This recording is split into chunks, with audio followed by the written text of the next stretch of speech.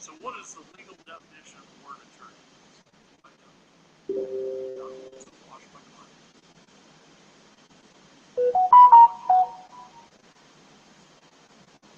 And actor to a turn.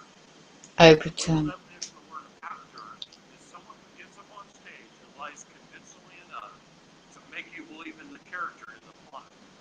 Therefore, a liar. What is to a turn? Turn over. To steal from one and turn over to another. So by the very definition of their profession, they're liars and thieves. You not only warn us about 4 professions in the Bible.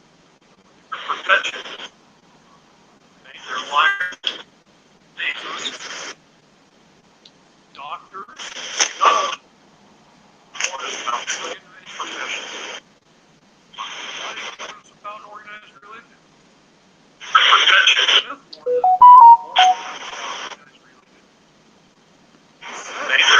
Someday in the future it would be corrupted by men. He said that. In fact, he says, I doubt it will last 75 to 100 years. How many people are not brought up in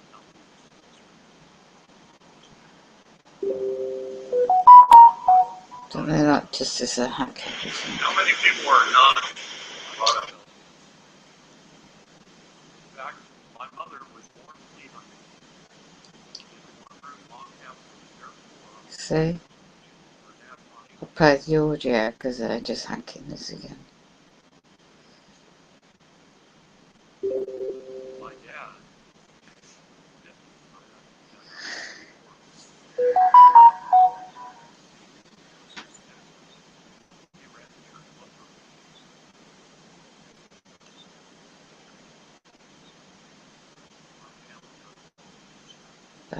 This is David Straight, right?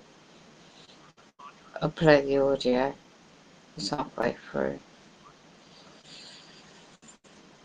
Seeing they're blocking the actual visual on my channel.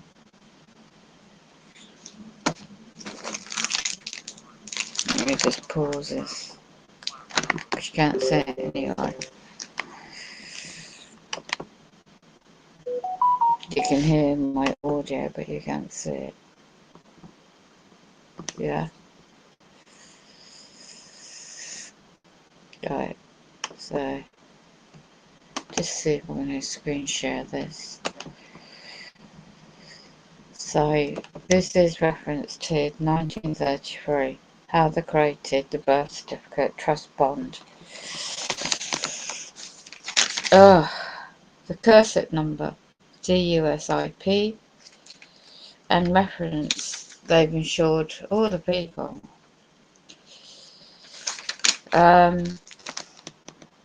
Explaining reference to terminology in the United States and in most countries of the world have assessed. David S. I'm going to try and show the video so one can actually look it up themselves. I've known about a lot of these subjects for a long time. It's a police state. It's a globalist takeover. So everything I've learned in this subject for so long now, they just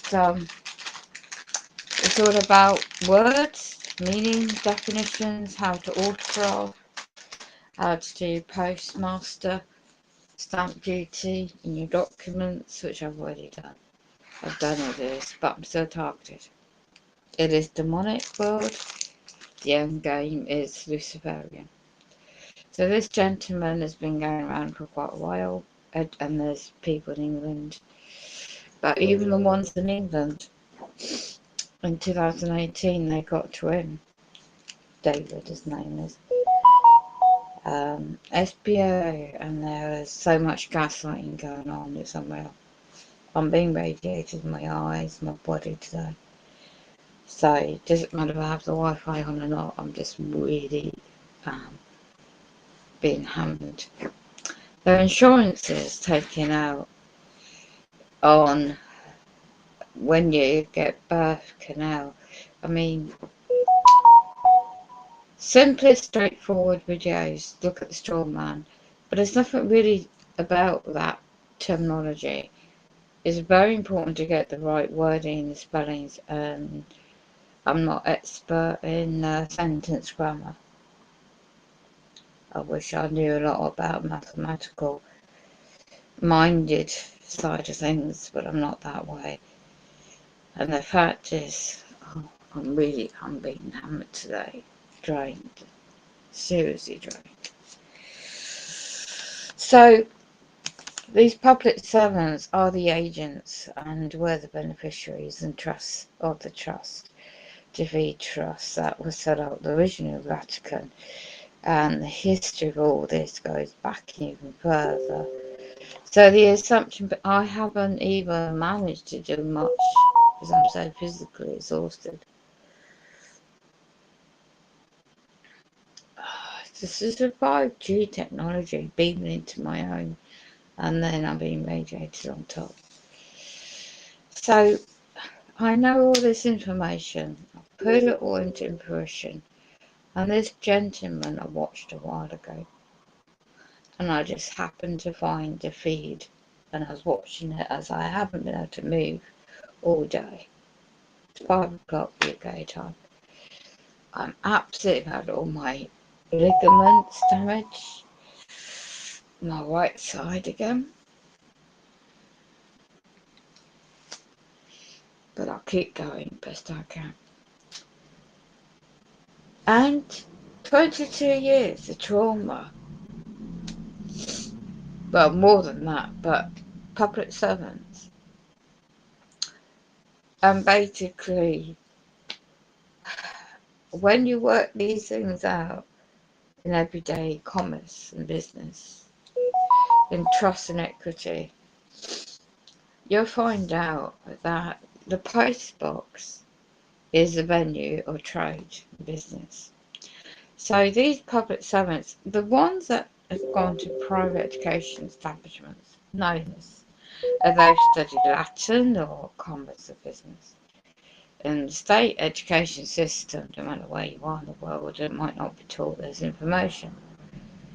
So there's people out there that's charging too much, and economically, the climate now is not worth, my opinion, is funding any agent, company, individual, implying to do this knowledge. This knowledge, there's not a lot of time left to study a lot of this. So the point I would like to see is somebody out there doing things very simplistically and for free, for humanity's sake, and to assist those that are being targeted, that is being labelled, that is being unlawfully subjected to this program. The advancement in technology, all this is connected. So the banking corporation family elite since 1800s really, goes back in history. And when you look at the 13 bloodline families, you can work it out. Really, if you know history, you like history, and you can work it out, and follow where the pound sign is. Where it doesn't matter what country you live in either. The monetary, the bartering, how did money come about? And there's really good documentaries out there. The bartering system. You look into the biblical spiritual element, and to see how did these past civilizations around the world use for money. Monetary system, where did the word money come from?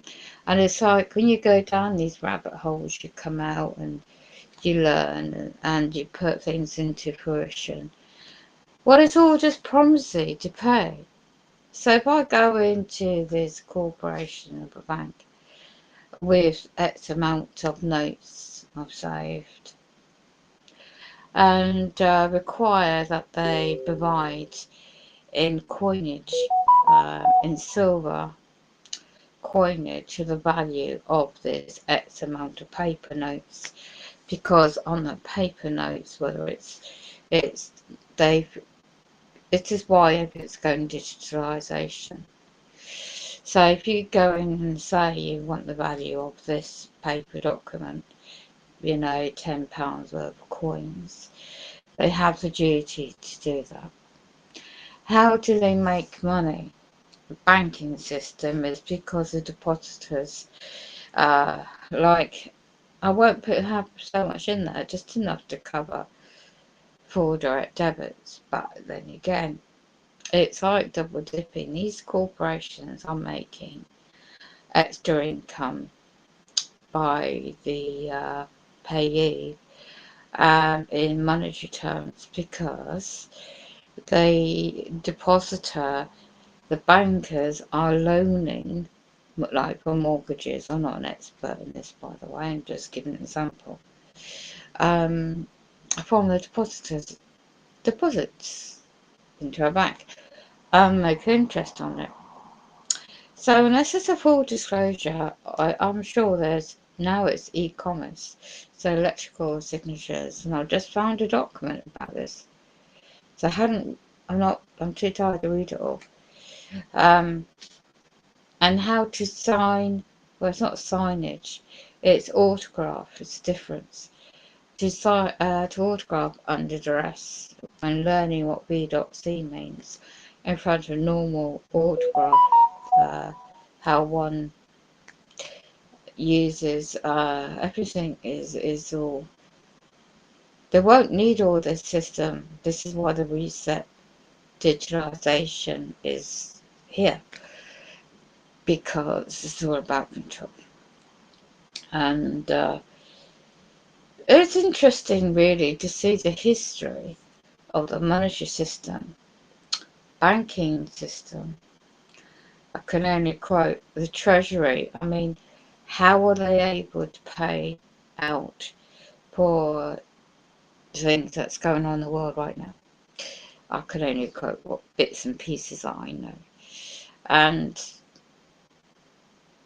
how are they going to do the financial reset? And because it's not really about, like they did 1933, crashing the economy. That was all by design by the globalist families, the banking families, the Rothschilds, and much more. Morgans. You see, to follow where the institution, these various banking corporations of England, it always seems to be blinking England, in history, set these up.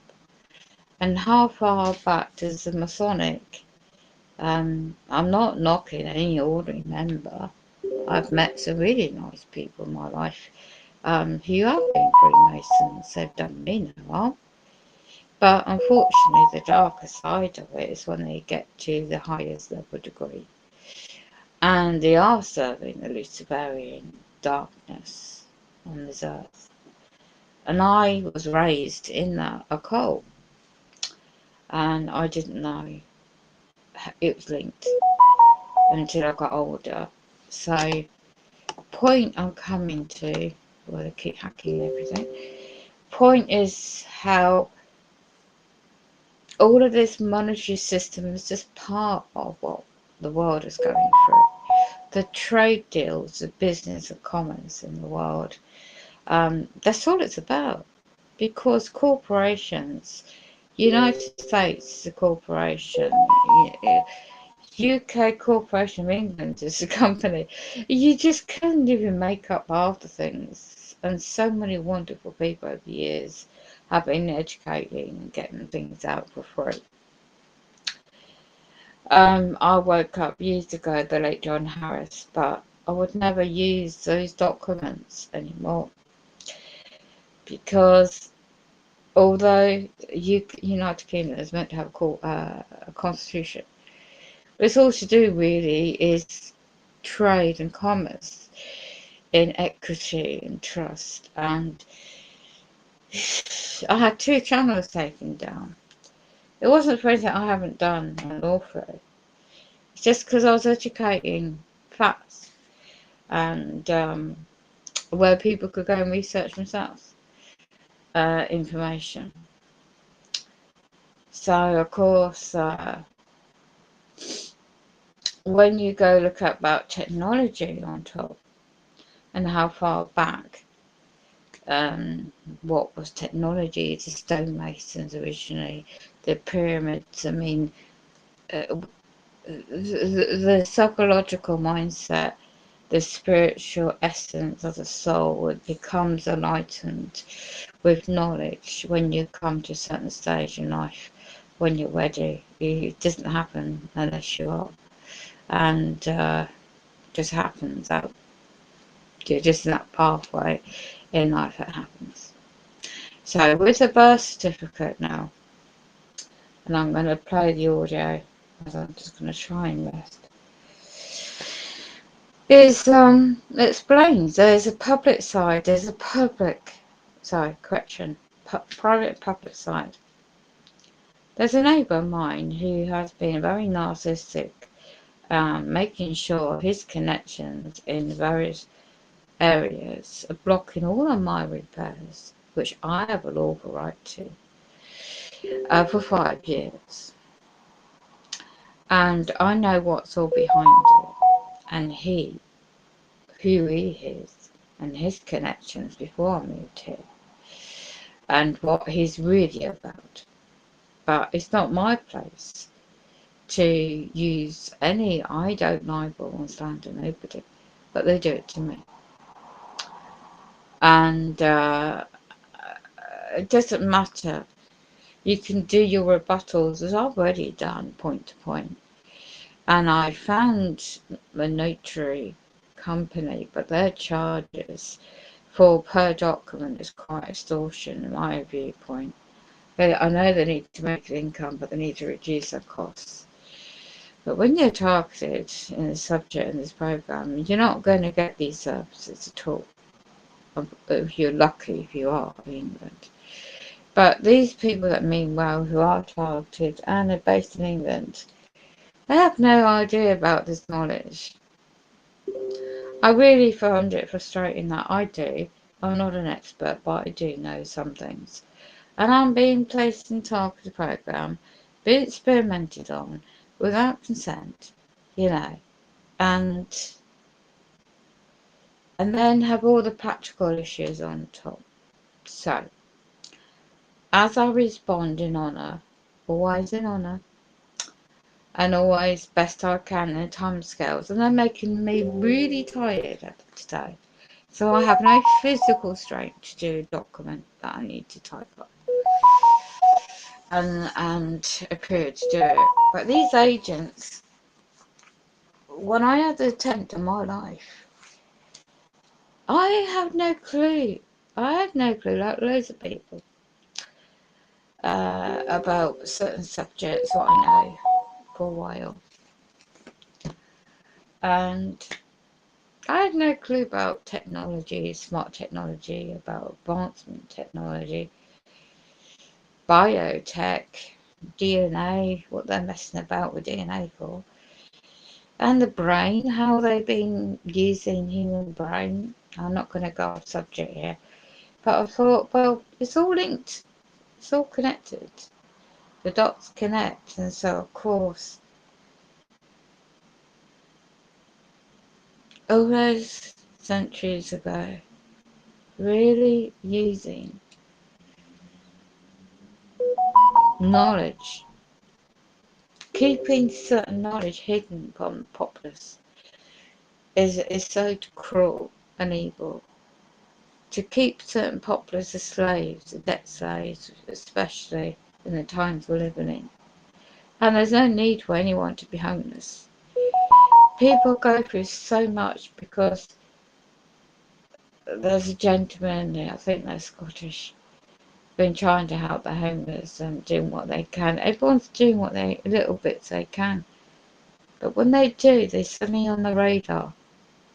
You become on the radar of those that really don't want awakeness, empowerment in individuals. So they've got to dumb down and keep you dumbed down. So how do you do it? So you want to look into the contents of, is there any natural water? what's the contents in water. The skies, the chemical engineering, weather engineering. There's a whole list out there. Okay. And now we've got the advancement in technologies and what they're doing, how that's affecting the human DNA in the body. So yeah. So all I'm going to do is play this audio because they're blocking me trying to share the screen. First I'll check to see this image showing up. There's the gentleman in question. It's American.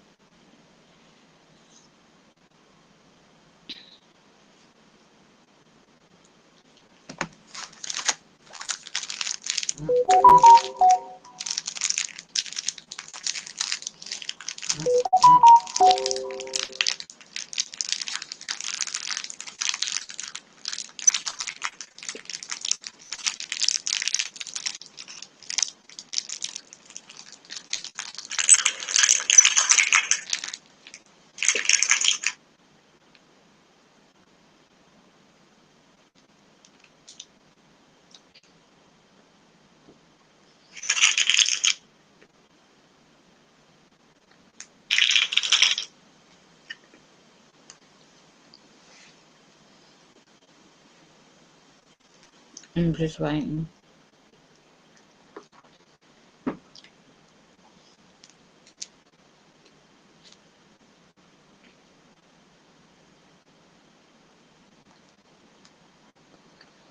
And require that they provide in coinage. Right. They're still blocking it, so bear with me.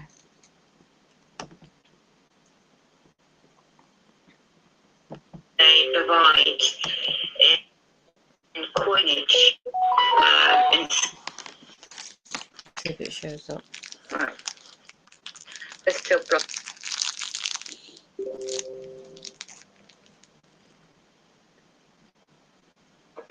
So bear with me.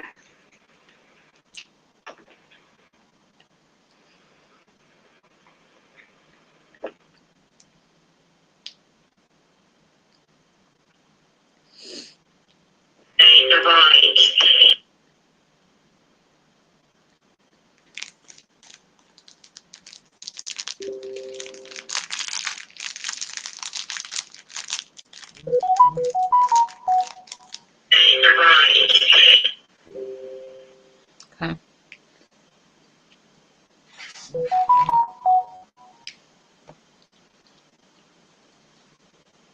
I know.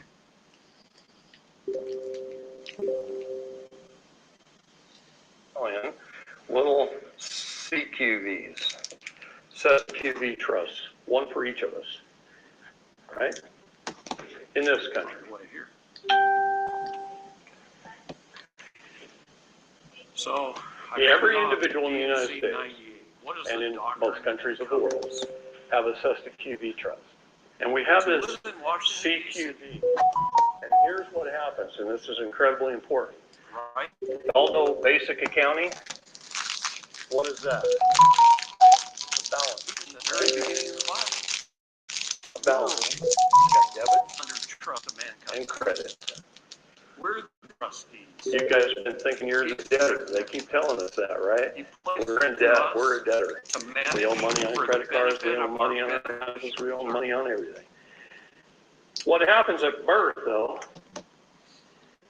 and let's use the figures from 75 to now, because I wish you guys would have some of those around. we were bonded for You get $1 a letter million. in the mail, you have a 72-hour What does right that mean? That means the to bank correct the went errors to the of International Monetary Fund, and the bank, on behalf of the public, under your CUSIP number, borrowed from the International Monetary Fund $1 million in ones, fives, tens, 20s, 50s, hundreds, and they threw it out there into the general public. They distributed that $1 million to the bank for every person who's born. That's what they do. On the credit side, $1 million worth of United States Treasury bonds are issued. And they're sold. They're hypothecated. They are bundled. And they are sold on the stock exchange. And if we wanted to, I could pull up a website if we had internet access, and I could put in one of your CUSUP numbers. Let's see if I can find that.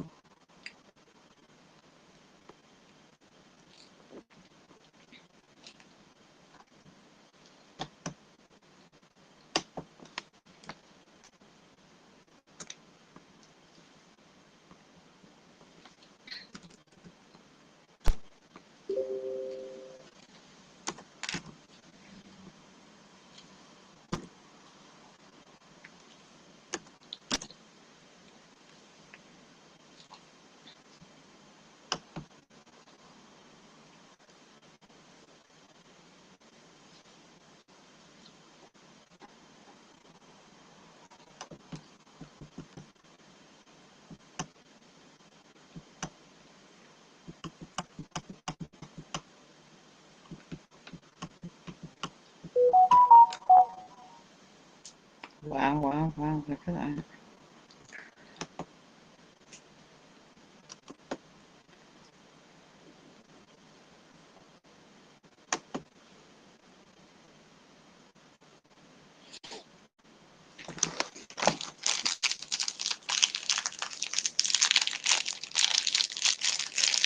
Oh, I changed it.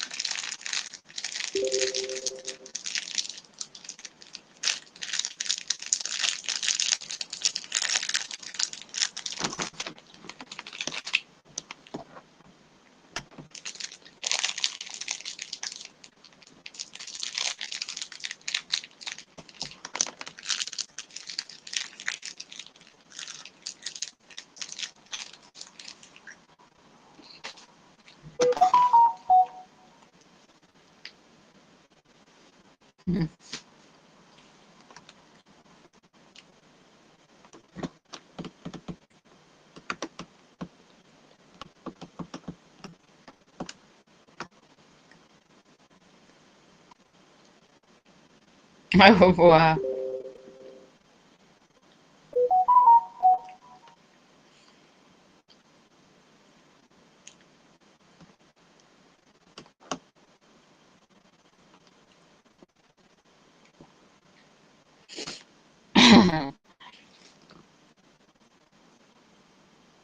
You see?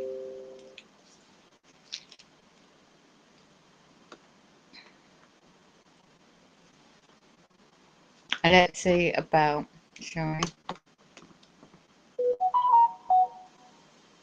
Trading in securities. British LEI. Security Registration Services. Official agent for British companies. Is that? I can't even talk right now because my head is being radiated. So, I thought, let's go back to David's audio. Part 1 of 5.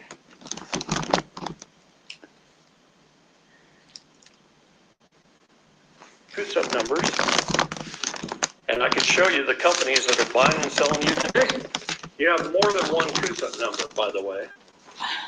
As we increase in value, I'll just put it that way, get better in our life, the more we join the military or get more college degrees, we get more and more CUSUP numbers. You are the credit. You are the creditor. They're making you believe you're also the debtor, and you are.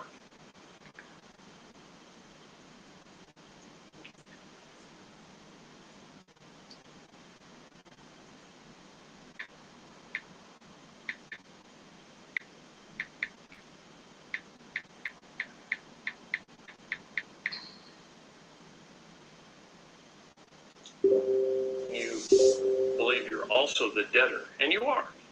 You're both. This is your vessel. This is you. Okay? This is your labor. This is your work. I got 5 college degrees. Every time I got an advanced degree in college, I got a new CUSIP number. I was in the military, I got a new CUSIP number. All these CUSIP numbers are attached to my main birth number. Okay?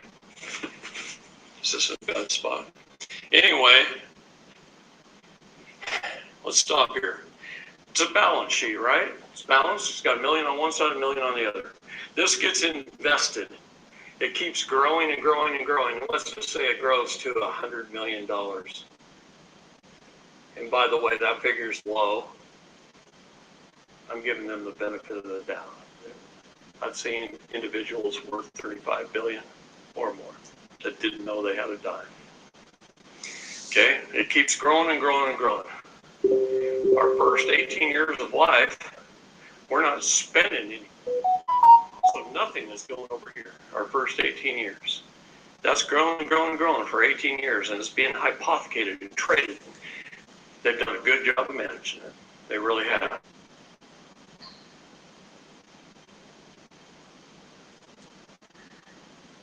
Let's see if you presents the same information.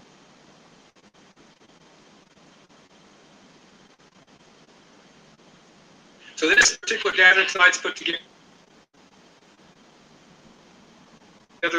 by the House of Prayer. We're a little organization here, assembly at Fayetteville, Arkansas. That's where this is being held, the area near Fayetteville, Arkansas. And it's a religious organization, as it's called.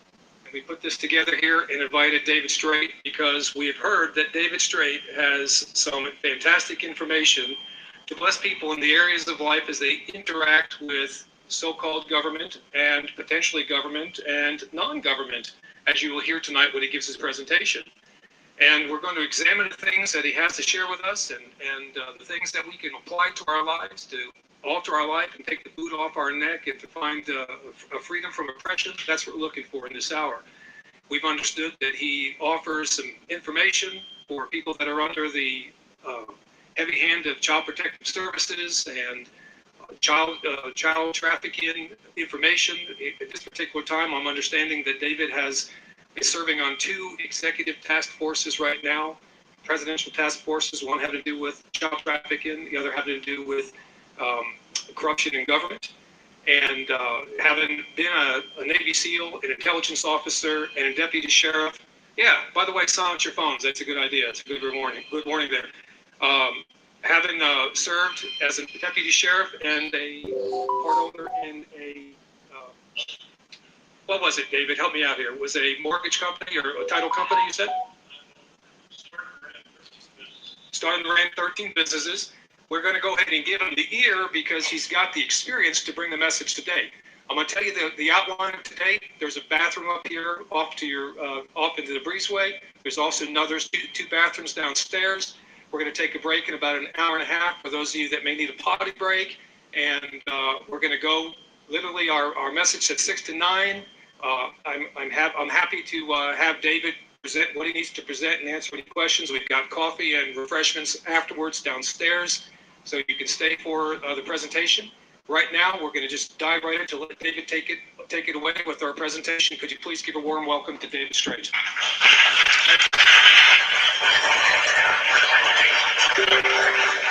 That's enough. I don't like too much fanfare. I'm usually a really quiet, humble person. And I've spoken to a lot of groups, so I'm not scared to speak in front of you. But you know, I don't need any kind of recognition for what I do. I do this for one reason only, is because I love people. And I believe we have been under a system of corruption for far, far too long. And it's because of the lack of communication. I believe the people that founded this country were basically good, honest, and moral people who wanted a better life, and that's why they went through some extreme life struggles to get here and to do the things they needed to do. Do I believe they were all good and perfect? No. And I can prove they weren't. But they had a good, basic moral character. Do I need to move my mic or something? Yeah, I hear that. bad. So anyway, that's going to be hard because I'm a walker and a talker. Anyway, there's certain things that I want to get across to you. One, I want you guys to get simple. I want you to get basic. And I say that coming from a position of somebody who used to talk really fast, walk really fast, do everything really quick. I could out debate just about everybody on a variety of subjects. I'm very well educated. I've got 5 degrees. Why? I don't know. Just because I've been studying my whole life. I study 3, 4, 5 hours a day. Sometimes till 2, 3 o'clock in the morning. Every opportunity I can get, I study. Now the problem with that is, I spent 20 years in this business making it complicated. And I'm trying to drum this into Daniel's head a little bit. 20 years making it complicated. There's too many things going on out there, too many things happening, and we can file writs mandamus and habeas corpuses, and we can do all kinds of variety of things, administrative processes and stuff, and we can make this business incredibly complicated. Or we can solve it in 5 minutes, making it simple. Okay? That's the point I want to get across. I want to make it simple for you. But I'm going to talk about perceived power and authority. And I'm going to show you a couple of things, even a couple of things I didn't tell the guys last night, to kind of show you how we got to where we are today and how things have came down through history and the reason why we're so oppressed. I've traveled the entire world, just about every nation, every continent for sure, just about every state, and everywhere I go, I realize one important thing. We're less free in America than any other country I visit, pretty much. We are less free here than just about anywhere in the world. I had 48 years of misconception, of propaganda about China. China's a country with a huge population. Lots of cities of 10, 14, 20 million people in a city. They got almost no crime. Very few police officers. Most of them, none of them that I saw had a gun on them. They're all standing on the street corners helping little old ladies across the street with their bags and helping tourists on directions. You never see a cop on the major freeways. You'll see a cardboard or plywood cutout of a cop car saying, please slow down to protect your fellow neighbors. It'll say that. I went to lunch, 2-hour lunches with groups of engineers, very smart, intelligent people who are living in $1 million apartments, who are making $70,000, $80,000, $90,000 a year American equivalent, who are driving $70,000 cars because China puts a $10,000 tax on every vehicle. And they've got $2,000 laptops sitting on the seat. The weather's warm, and their windows are rolled down, and the sidewalk's right in front of their car, and hundreds of people are walking back and forth. And we all get out of the car, and I know their laptops are sitting there, and they start walking into the restaurant, and I go, hey, wait a minute, aren't you going to roll up the windows and lock the cars? And they look at me and they go, why? No Chinamen steal anything. They won't reach in that car. And I said, they won't? They won't steal anything? What do you mean? He said, because 25 Chinamen walking down the sidewalk would tackle them, beat them to death, and hold them for the police. We don't worry about that. And we go in the restaurant, we're in there for 2 hours, we come back, and there's laptops. Car windows are all the way down. All the way. Not just this far. And nobody steals them. And during that 2 hours, I'll bet you 100,000 people walk down that sidewalk. I mean, there's 14 wide going every which way. Lots of people. It's like New York at rush hour, times 2. And nobody steals anything. They think it's a sin for their older people to die in the hospital. They have to die at home in their own bed, taken care of by their family. They take care of their kids. They take care of their elderly. The heck's wrong with us here? That's what I'd like to know. I didn't know China was that way. I thought they were this communist country that our government sells us into. And I was an intelligence officer. I was in the Navy. I thought that's the way it was. Then I go to China, not once, 2, 3, 4 times in a period of 3 or 4 years. I go, wow, what a beautiful country. Now they do have some smog. That was a problem, but they're cleaning that up right now. And actually right now they're going through a little bit of a depression since Trump took office. But that's going to change. They'll pull themselves out of it because they're hard-working, good, moral, honest people. The government is easy to spot. They all drive black Audi cars. Audi A7s and A8s and black Audi A6s. Depending on the ranking government, they get a lower number, see? And a higher number, the higher the rank. And they all drive these black Audis. And so the people, they just say, oh, yeah, they're a government guy. He get paid well, he leave us alone. They don't care. It's like they don't even exist. And they don't fool with them unless they're doing something dramatic. They don't fool with them. The people in China are freer than we are. In 1992, Russia signed the ICCPR, the International Covenant on Civil and Political Rights, and they rewrote their entire nation's constitutions. And they started holding elections for the first time, and Putin was put in place. And his people love him, and they flourish under him, and he does well. And he's sharp, he's decisive, he doesn't let them get away with corruption. And so they keep re-electing him. They don't have terms like we have here. They'll just re-elect somebody as many times as they think he's doing good until he's old and senile, and then they throw him out and put somebody else new. And Russia, since 1993, has been a freer country than we are. We get fed a whole lot of crap, propaganda from our own government. I'll tell you what, I go to Russia, and they're some of the smartest, nicest, sweetest, best people ever. And they take care of their neighbors, and they take care of their young, and they take care of their elderly.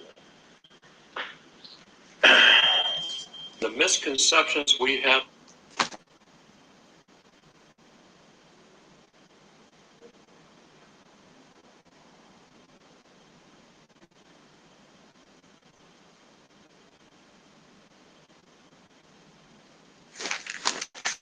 Say Inception's background.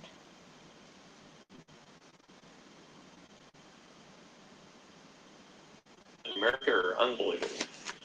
We live under such a slave system. And other than the other 13 English Commonwealths that are along with us, every other country is pretty free. You can do just about anything you want. Here, if you want to change a light bulb, you got to get an electrical permit just about. You got to tell your county what you're doing to build a shed, right? I mean, to fix your own sewer system, you got to get a permit.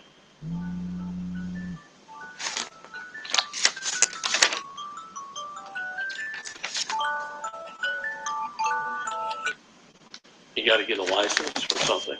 You're giving, every time you bow to perceived authority, you're giving up a right in exchange for privilege.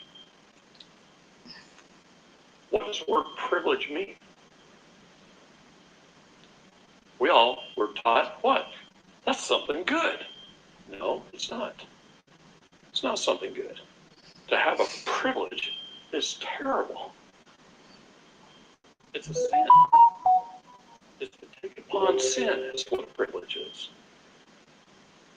We were all taught wrong on purpose. Let me give you a couple of things in history that'll tell you this.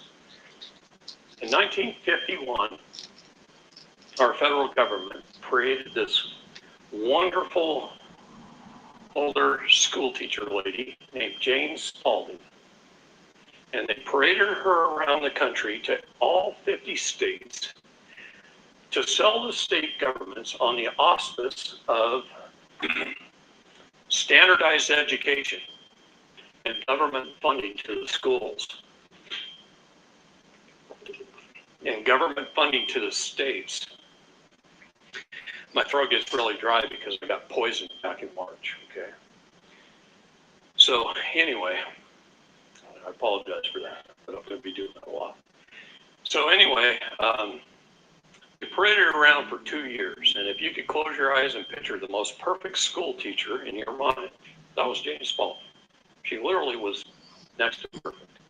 And they said she was going to be the head of the Department of Education. That's what she was sold on. So April 11th, 1953, the 50th state finally signed off. And they made Jane Spalding the head of the Department of Education. 49 days later, the President of the United States fired Jane Spalding and appointed Nelson Aldrich Rockefeller to run the Department of Education. There you go. And during his acceptance speech in front of the media, which was a group about this size, so if you were all media and I was Nelson Aldrich Rockefeller, this is about the way the group was. And he stood up there at the podium and he said, I consider this the greatest position in government. And the reporters' hands all shot up and the flash bulbs went off. And the first reporter asked, why do you consider this the greatest position in government? Greater than the President of the United States and the Vice President? And he said, absolutely. This is the greatest position in government. Control And they said, why? education. Because you give me 1 decade, 1 generation, and I'll change the minds and therefore the direction of the world There you go. through the Department of Education. And it took him 8 years. It didn't even take him 10. By the end of the 8th year, every school in the United States had, I'm going to call them propaganda textbooks. I can get any history book and I can tell you that the whole thing is full of lies. There you go. Stomp on it a little bit, and it's core full of lies. Rockefeller Crap Foundation's will just trust. flow out Look of it. into it. And that's what happens. See, that's a problem to me, because I raised 10 kids, 8 of my own, 2 adopted. Okay.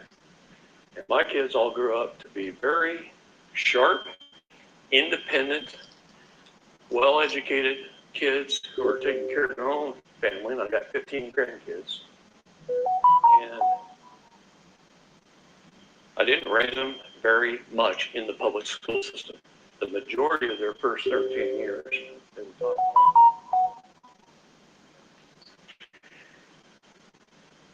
So, a couple other things Nelson Rockefeller said during that speech. They said, how much money did you make last year, Nelson? And he says, I made $140 million. I think the head of the Department of Education in 1953 was paid about $30,000, somewhere right in that neighborhood. Okay? Why would you take a $30,000 a year position when you made $140 million last year? Exactly. Anybody answer that one? You didn't think you could change the world by doing it? It's the only reason, right? It wasn't for the money, right? They asked him, how much did you pay in taxes? And pulls an Indian head penny out, and tosses it in the audience, and he says, not 1 red cent. That was a pretty racist comment. Today he'd be crucified for that one. But anyway, Nelson Aldrich Rockefeller ran the Department of Education for 8 years. And our school systems haven't been the same since. Little tiny kids, every year they get up on stage 47 years ago. They talk about good old Honest Abe, right? Man who never told a lie, his face is out Mount Rushmore. See, I spent 2 years in the National Archives in Washington, D.C. I figured out the only way to learn history is to read letters and journals of people who lived during the time. Get their opinion. Put those opinions together, and that's how you learn real history. Because you sure aren't going to learn it in a textbook. Textbook is all lies, every darn word of it. So the first thing you do is throw away all those textbooks. Those are the books that should be burnt. All right? So let's talk about good old honest Abe, right? He was a bar association attorney, lived in the state of Illinois. Go to the state of Illinois' website today. Go to the Office of the Attorney General. Click on the History tab. And it says the Office of the Attorney General of the state of Illinois was put into place to protect and uphold the interests of the Crown. There you go. Same for England. The Crown Inc. Okay? Good old England and its monarchs. That's what the Crown Inc. was the very first corporation in the world. Okay? So let's talk about Abe a little bit. He was a follower of Karl Marx. Karl Marx wrote the Communist Manifesto in 1848. Marxism. Okay? He passed a whole bunch of communistic laws that are still today screwing up Illinois. Okay? Terrible state to live in. And they're still screwing up Illinois. I'm going to be there on the 19th of this month, speaking in Chicago. And he messed it up. He was a governor of Illinois, and he ran for president 5 times and he failed. Why did he fail 5 times? Because the people didn't like the communist Abe Lincoln. Well, not the story we read in our textbooks, is it? Not the story at all that we put up on Mount Rushmore. In fact, he wrote a letter that said, if it was up to me, I never would have freed the slaves. Those are words right out of Abe's mouth. He never would have freed the slaves. So the war wasn't even about slavery. It was about the Morrill Act. Senator Morrill wrote an unfair tax bill that taxed the farmers of the South a higher percentage rate than the manufacturers and bakers of the North. So 11 delegates from 7 southern states walked out of Congress, leaving Congress sin die. What does that mean? That's right. That means it died that day. Congress died that day. Another thing, how did he finally become president on his 6th time? His opponent had $5,000 to run his campaign with. Abe Lincoln, because of the bankers of Boston and Chicago, Philadelphia, and New York, had $7 million in his campaign. You know how much money $7 million? $5,000 was a lot of money when somebody made 20 bucks a month. 4 hours of work and it generates a new income stream that keeps paying you. And Abe Lincoln had $7 million. So all they did is plastered his face everywhere. Well, the thing They about put it on most billboards, ways to on make money trains. online is Heck, that you have to do he lots paraded of a work. campaign on the train. So, Trains when I come came into town, across a there's the strategy where I standing could at the do back, 4 surrounded hours by of red, work white, and blue. once, and then that Waving at work paid everybody, off again, shaking hands, again, kissing again, babies. and I have to redo. Right? He became president of the United States, except for one thing. He couldn't be president of the United States. Why couldn't he be? Because the first Constitution had 13 amendments. The 13th Amendment was called the Tona Amendment, Title and Nobility Act, and no bar attorney could become president. So what did he do? First day on the job, he signed an executive order bankrupting the United States of America. Next executive order created a corporation out of Delaware under the United States. He made himself a CEO. Not only that, he put the Grand Army of the Republic in charge by another executive order. Then he made himself Commander-in-Chief of the Army. That's why every president's sworn in as Commander-in-Chief and President of the corporation. Since then. Every president since then. No president before Abe Lincoln ever signed an executive order. Why didn't they? Because they weren't an executive. You can't be an executive unless you're an executive of a company. We had a de jure government up until that point. In 1861, it became de facto. A lot of people think it was 1871 when the District of Columbia Corporation was set up. But no, it started in 1861 with Abe Lincoln. Starting his first month in presidency, in 30 days he wrote 100 executive orders. No president prior to that had ever written one. 100 executive orders. You know what executive order number 100 is? Anybody? That's right. It was the labor code. It put the nation under martial rule. That's different than martial law. Martial rule. Put the military in charge of the country. And until the Posse Comitatus Act, except for that act, military is in charge of the country. But because of that act, they're not allowed to get involved in civil matters. Then how come I've had a provost marshal general in court twice? How did I get him involved in civil matters? Because I said, I don't care if you know the defendant's name. I don't care if you know what he's charged with.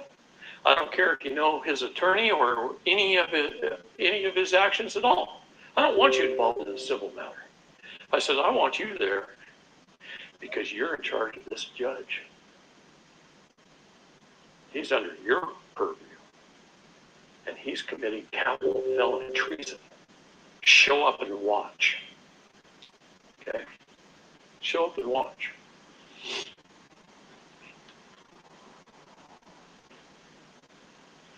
Anybody know who Tim Olmsted is? You guys are sitting way too far back there. You guys in the back row, come forward. Right? Because I'm going to write stuff and you're not going to be able to see it. I couldn't see it from halfway. So anyway. Anybody know who Tim Holmseth is? Nobody? Oh, that alone is shocking to me. Tim has been a reporter an award-winning reporter for the last 10 or 12 plus years. I know it's been at least 12 years. Okay? And he's being persecuted right now in the state of Minnesota by an attorney firm in the state of Florida. And he's being persecuted in Minnesota for releasing information that was already public. Don't we have freedom of speech and freedom of the press? And all he's doing is releasing information that's already on the public record, and he's taking it and he's putting it on the internet and he's telling everybody about it. And they're persecuting him. You know what they did? They got a gag order, a protection order against a lady who is committing child and sex trafficking in Florida, and she's an attorney for a big attorney firm in guess which county? Broward County, Florida, which is one of the most corrupt in the nation.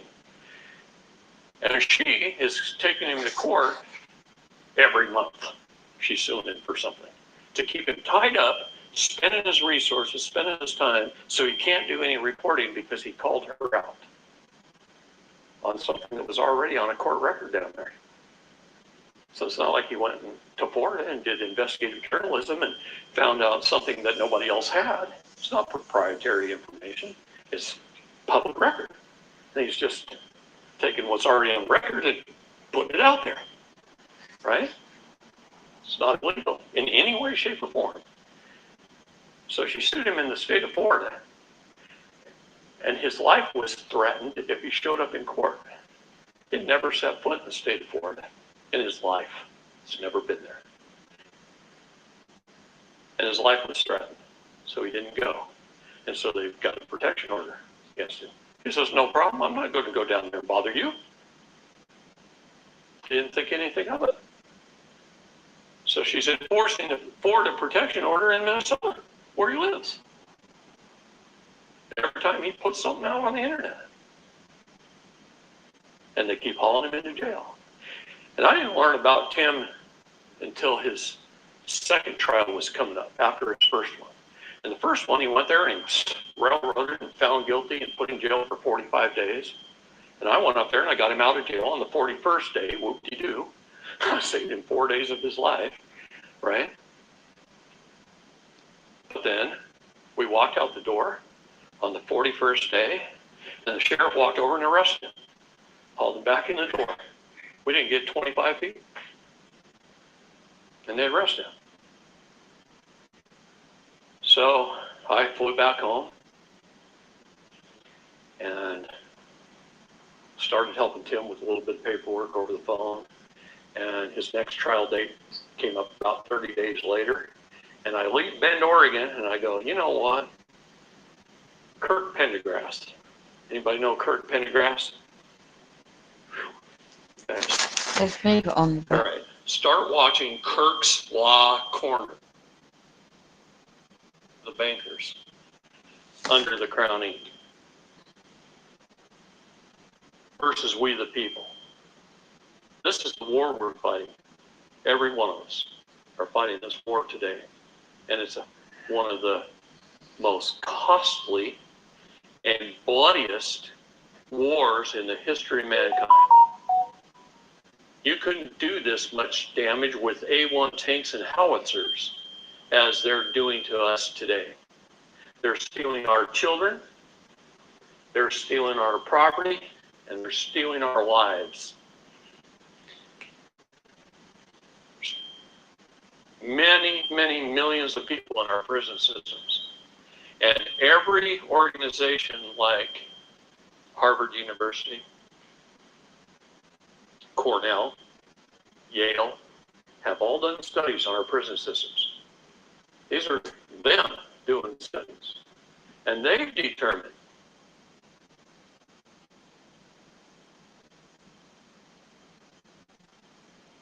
that between 41 and 69% of the prison population does not belong there, has committed no crime. 41 to 69%, depending on which of those studies you read. That's half. Let's just call it 50% break in the middle. Half of our prison population doesn't belong there. Right down the road here at this little gas station, when you walk in there to buy a body armor to the counter, and the counter is about this tall, you put it up there. Right next to it is a newspaper that they sell for $2, which is just a picture after picture after picture of the criminals in this area who are being sought after by the law. Oh my gosh, I started reading some of those. I even grabbed it. She goes, that's $2. I said, I don't want to buy it. I just want to look at it. And I walked over and I started thumbing through there, and I'm looking at what these people are being accused of. At least 50% of them didn't commit a crime. And here's their pictures on there, public slander. They're being slandered. Their reputations are being destroyed. A lot of them look like you guys, right? Because it could be one of us, right? Some sovereign citizen somewhere. We'll joke about that for a while. But there's no such thing as a sovereign citizen. We've had 44 out of 45 presidents stand in front of the cameras and say the people are sovereign. 44 out of 45 have said that in front of the camera. I know, I've read every presidential speech. Every one of them. Go back to Washington's. And the people are sovereign. I'm sovereign. That's why I'm using a purple pen. Right? I've got a purple pen in my pocket. Right? Dead is black. Blue is contract. Red is living. Purple is royalty. Okay? Know your ink colors. They're important. They're important on your documents.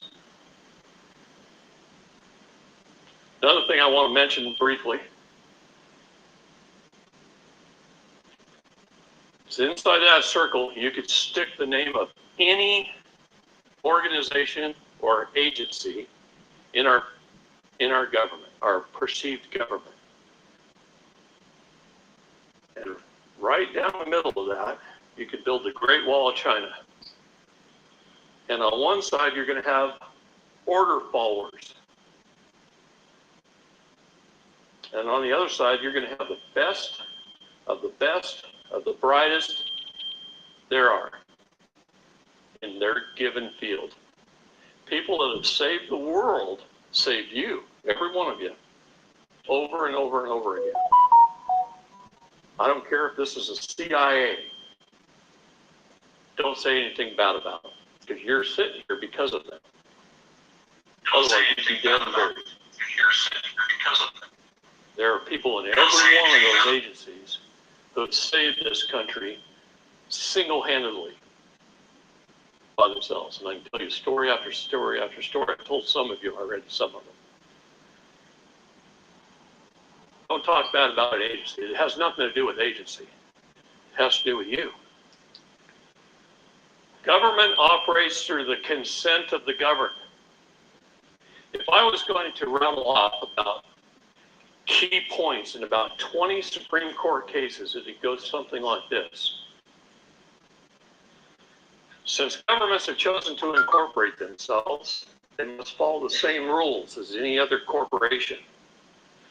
The rules, statutes, ordinances, even executive orders are not law. They are not law. They are corporate bylaws. They are for employees of the corporation to follow. Who are the employees of their corporation? You. Every one of you was made an employee. Very first day you were born, a paper was filed to the Department of Human Resources, the HR department of the corporation.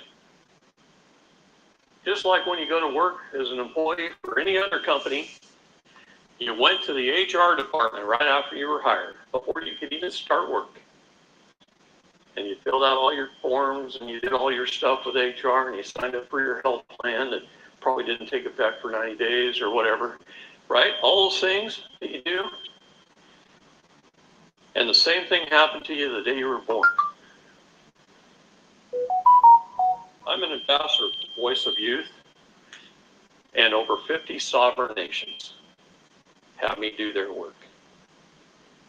And it keeps me really, really busy. Besides this, besides getting over 270 children returned to their parents in the last 2 years alone. Okay.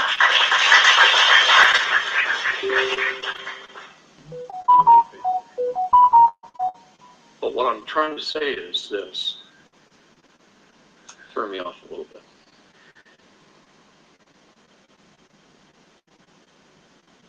Governments operate through the consent of the governed to deprive us of our rights under the color of law. Title 18, Section 241 and 242. It's a conspiracy. It says that. The United States Code, get familiar with it, because it was put there for one reason only.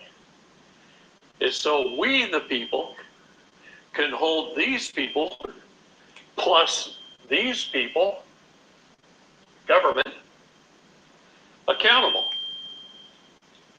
That's it. It's the only reason it was put there. It wasn't for them to hold us accountable, but they tried to by making you an employee. How do they make you an employee?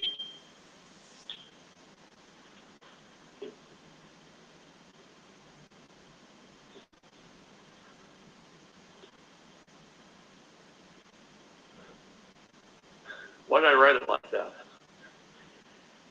Because city means municipal. Zen is society. It's a municipal society. You claim to be a citizen, you're claiming to be an employee of government. Why would you want to be that? Why would you want to be a citizen of anything? That's right. It's not in our textbooks, is it? Kindergarten through 12th grade, we didn't learn very much, I can tell you that. How many law classes did you have? Wait a minute, none. When you were 15, you got a permit, didn't you? From that moment on, you've been dealing with the law, and you didn't have a single law class? Just don't understand our education system. So let's talk about this one. You remember 1999, Bill Clinton sitting in front of Congress being interrogated and charged verbally with some crimes? I should say alleged crimes, because you know he never did that, right? This is Arkansas. You gotta be careful what I say in Arkansas regarding my friends, the Clintons. Anyway, the last day of testimony, he stood there all day and he played with the dollar bill. And he just played with it. He rolled it up, he did all kinds of things with it. He folded it, and he creased it, and he turned it over, and folded it back, and till he got tired of listening. And then he held it up, just like that. You could watch about 25 heads in the room just nod. Congressional hearings are over, and he served out the rest of his presidency in 2000. Never had to say a word. He sat there all day, didn't answer one question, because he had the right to remain silent. Pled the fifth. But he held that up. Why? What's it mean? Let's talk about what it means. This world, and I wanted to start with telling you there's two of everything. There's two of you. There's your all caps name, and then there's your upper and lowercase first and middle name, with your last name tacked on.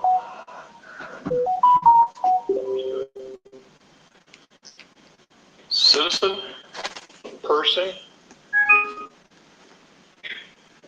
and resident.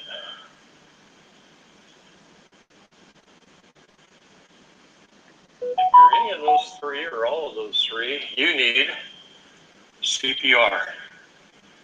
Because you're dead. You're dead. All right, the dollar bill. The all-seeing eye is the Pindar.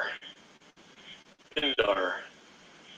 This is the Council of 13. There's 13 bricks in that pyramid.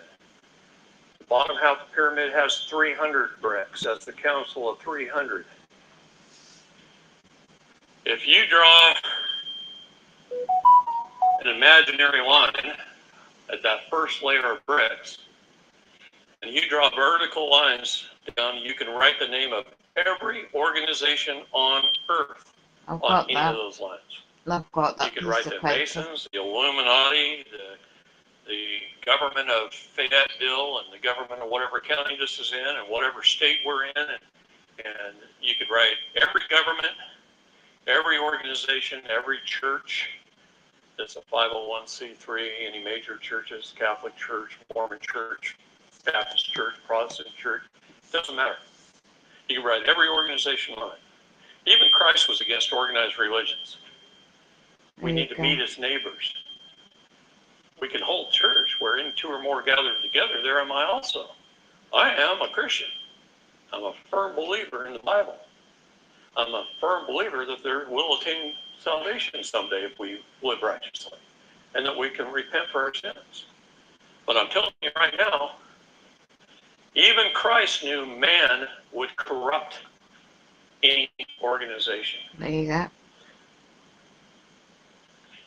As people increase in their level of power, they get greedy, envious, prideful. Just name any of the 7 deadly sins, right? And then some. And that's what happens to them. And the minute they do that, they go up into this pyramid that is controlled. Just have a break for a minute. 6:30, right, it's rotating.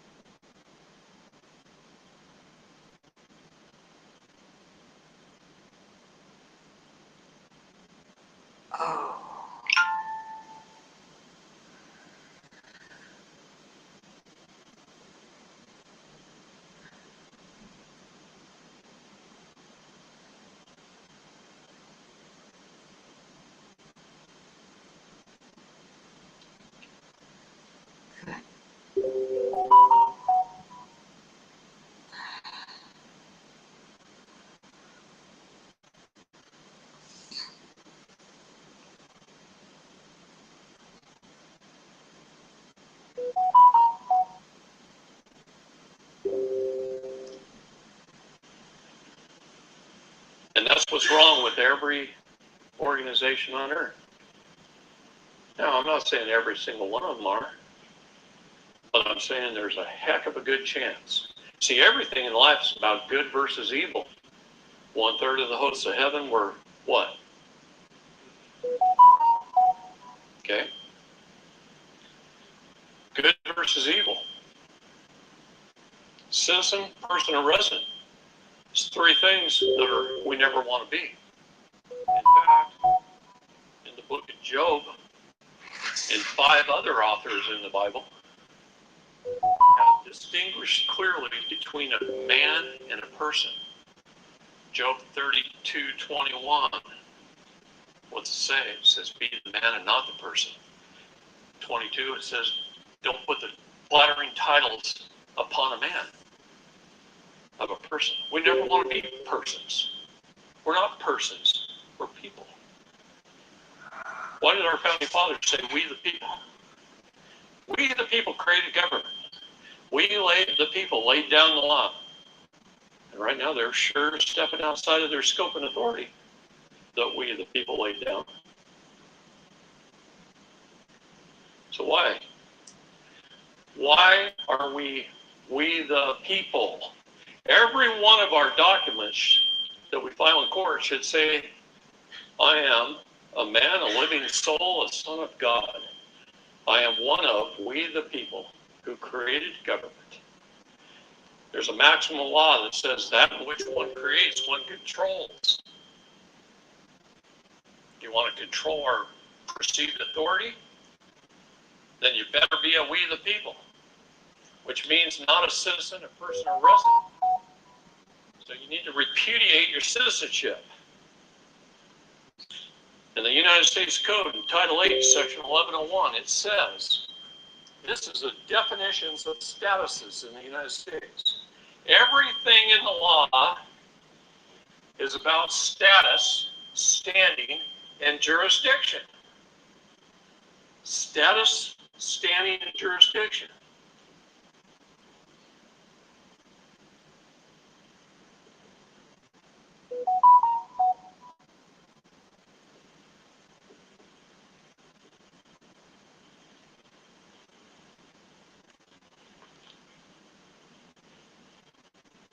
You don't even know who you are.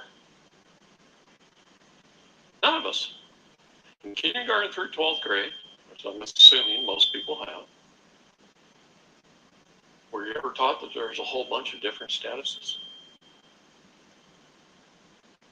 Lots of statuses. Why do you think Hillary Clinton's never been arrested? Because we physically have to have proof and evidence of her physically harming another person. Why? Because she knows her darn status. She's an American state national. She's in Arkansas. Not anymore, right? She moved the heck out of here. You guys kick her out? I hope so. All right. That's why she's never been arrested. She has the dirty work done. She doesn't do it herself.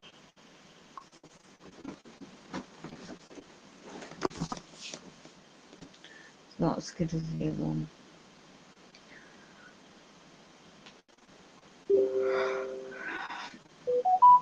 Oh.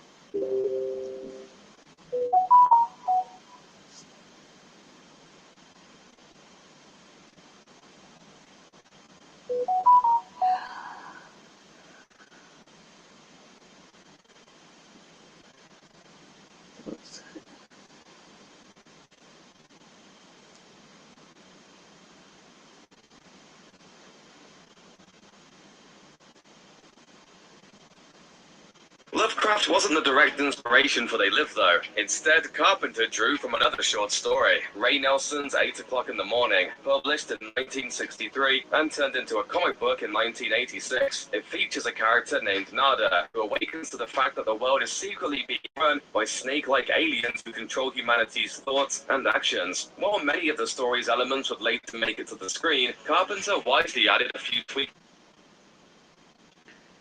Get back to Krishna.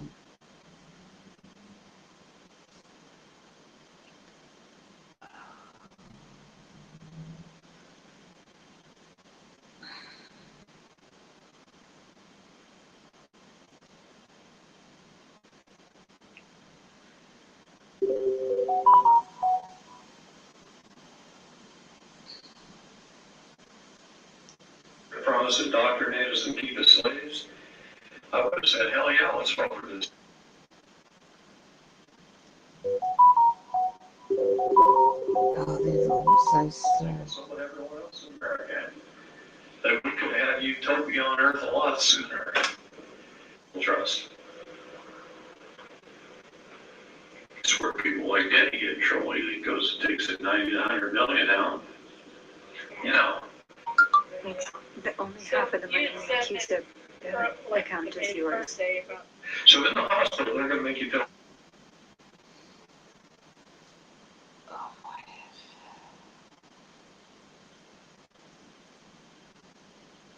God. This is a better one option, yeah.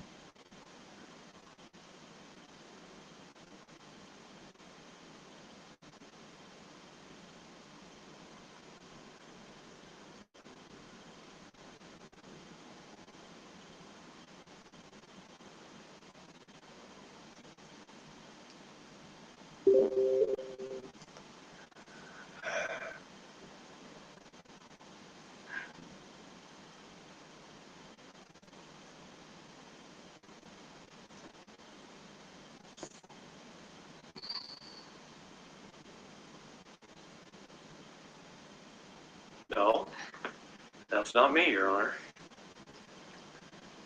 That's my vessel. I take ownership of that vessel. I claim the minor estate. You don't say any of that. First words out of your mouth, then further should be born. Okay, I'm sitting down in the back row. Judge walks in. Bailiff says, all rise. I lean back on my chair and I put my feet up. I sure ain't going to stand when he walks in. That's giving him jurisdiction. When an employee walks into the room, does his boss stand? No. He's my public servant. I have to take control of the court. If you stand, you're the employee, he's the boss. He's getting your tacit agreement. You're turning over jurisdiction to him. Were you, Logan, at Cody's deal where we had about 60 people there? Okay, we had about 60 people in Cody Smith's court case in Logan, Utah. And I met with everybody before we went. And I told them, not only do not stand when the judge walks in, but I want you to make a concerted effort to lean back and put your feet out. And they did. There was only one reporter on the other side that stood up. Nobody else did. And then in one voice, when they started running over the top of Cody, we all said, let him speak, in one voice. And Cody got to speak. The entire court changed. What I tell people is, rally the troops, get them in there on your behalf. If you can get at least 25 people in the audience doing what I've just telling you to do, when you stand up there, say, I'm here by special divine appearance, Your Honor, to call for a constitutional court of record, and I brought a grand jury with me.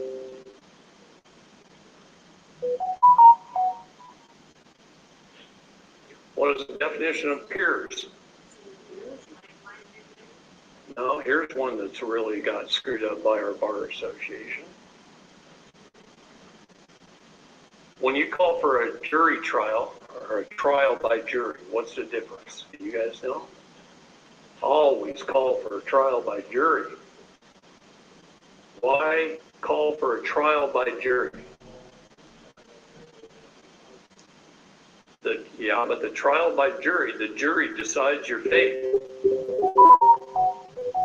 trial, the judge can override the jury's decision and do whatever he wants.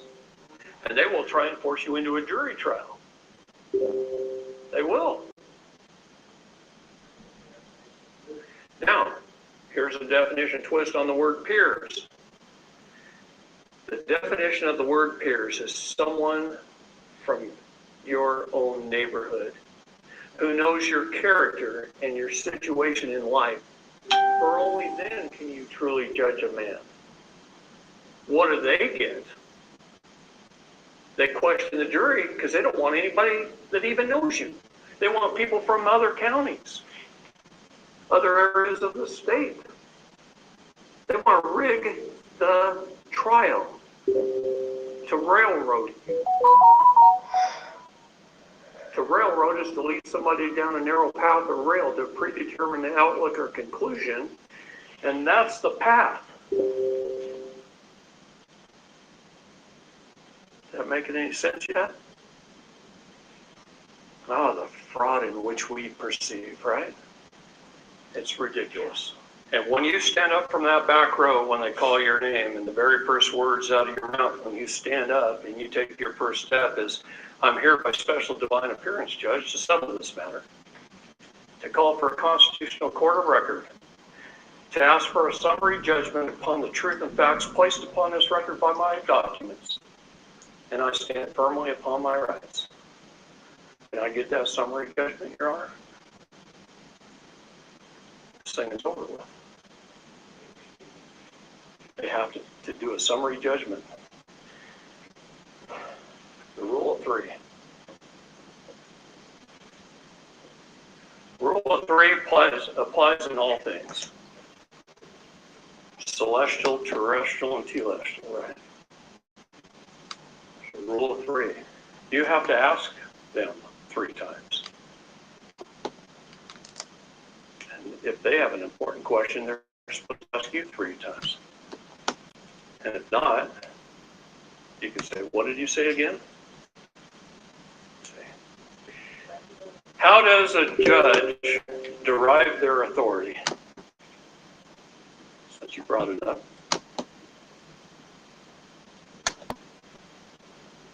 Number 1, from his oath. And I, God, created man from the dust of the earth, Oath of and I office. breathed into his nostrils the breath of life, and man became a living soul.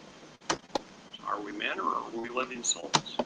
And We're living souls. any Our bodies other are made up of what? requirements The dust by of the the earth state. is held together by energy. The energy of our soul. The celestial, telestial, and terrestrial the whole. souls. His oath and any other requirements. Help us right now in a big way. Second, he derives his authority by Exactly. I'm just statute. here to settle this matter as the, What did I say a minute ago? It's the worst looking E I've ever seen in my life.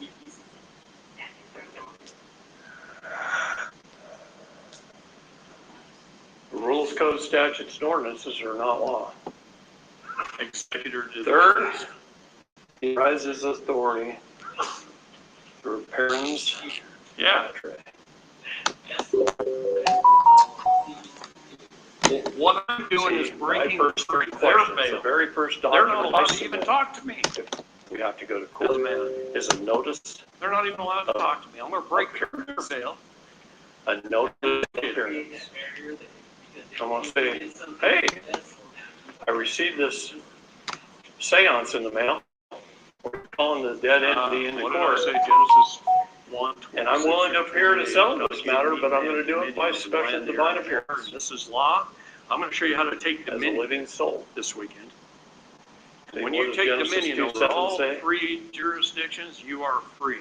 If you jump out of one Bible scholars into another with understand both that. feet, it'll destroy you in Genesis the other 2:7 says, I'm not trying to give you a hard time, it's just kind of fun. But, and I, God, created man from the dust of the earth, and I breathed into his nostrils the breath of life, and man became a living soul. Are we men or are we living souls? We're living souls. Our bodies are made up of what? The dust of the earth, and they're held together by energy. The energy of our soul. The celestial, telestial, and terrestrial. The energy of our soul. The celestial, telestial, and terrestrial. The energy of our soul. The celestial, telestial, and terrestrial. The energy of our soul. The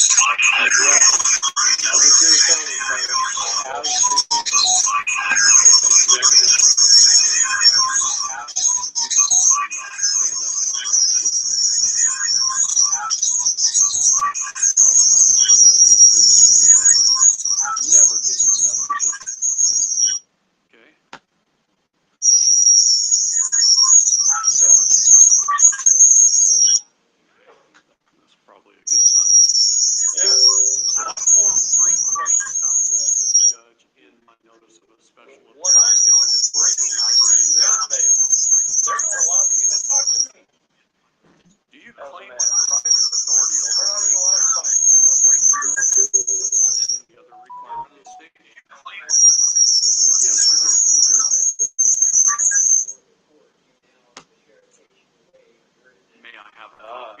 just to say make sure that Genesis they're up to date. 1:26 Where or I arrived 28, at God gave me man.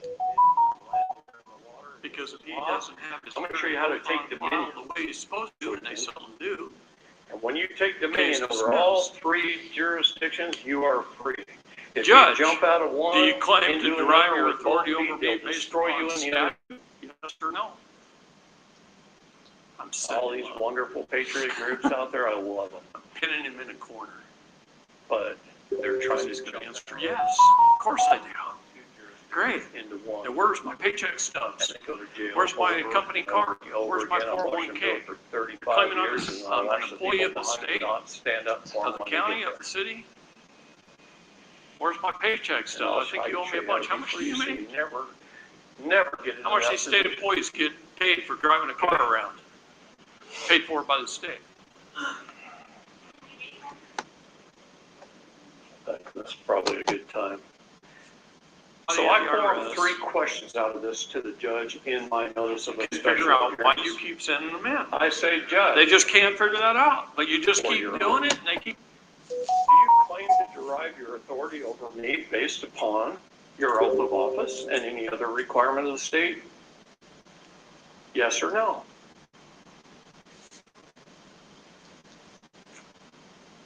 May I have a copy of those to make sure that they're up to date and current before I arrive into court?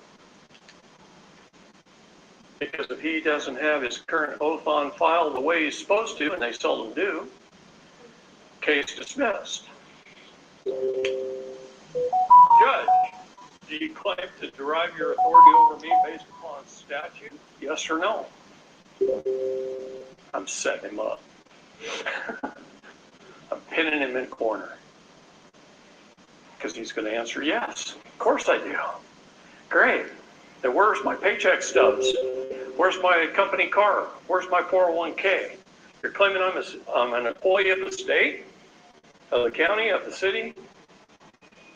Where's my paycheck stubs? I think you owe me a bunch. How much do you make?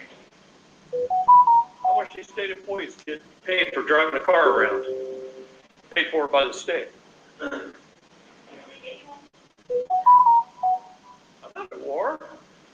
See, that's another thing. What is a warrant? Is it a warrant? What is a warrant?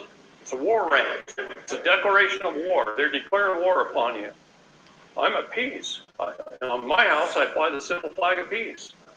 I walk into the courtroom with the flag of peace on my document. They can't declare war on me when I'm at peace. They can't hold me for contempt when I'm at peace. This is just a discussion. And they can't out-debate me. Yeah. Gosh, you all think we have one flag in this country? We have lots of flags. The red, white, and blue they don't see is our war flag. We have a peace flag too. And it's red and white vertical stripes with a white background with blue stars. Look at the United States Coast Guard's flag. It's the civil flag of peace because they were developed as a civil organization, and then they put their logo in the middle of it, and they called it the Coast Guard flag. But it's on the civil flag of peace.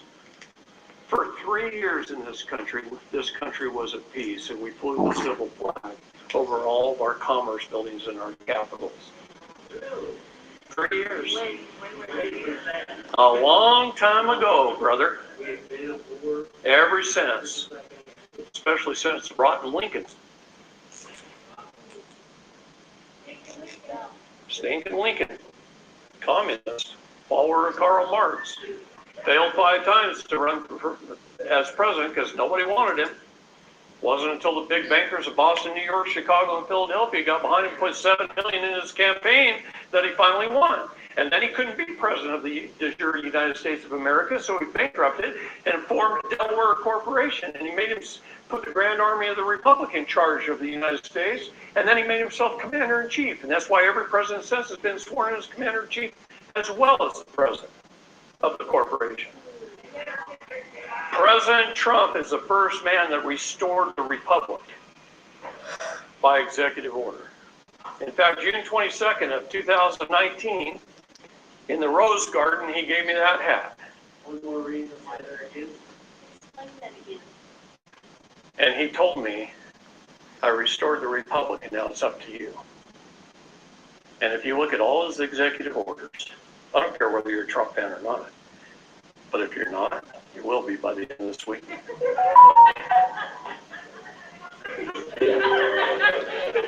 Because every executive order he has written goes something like this. I, Donald J. Trump, as President of the United States of America, that's our de jure government, take back our utilities from the United States. Do you know what he just did? And people read that and they don't even know jurisdiction. See? They don't even know what he did. And he's done that over and over and over again on behalf of the people. He just keeps restoring the republic over and over and over again. Right now, he's destroying the WHO and Fauci and the CDC and the pharmaceutical companies. He's destroying Western medicine. He's destroying it all on behalf of you. He signed 4 executive orders, and then he had to hop on an airplane for fear he'd be shot. 5 times in the last week. 5 attempts. 5 in the last week? Yep. Just in the last week. Yeah. It's okay.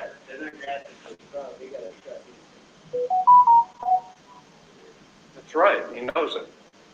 And he's got the best Secret Service agents this history has ever seen.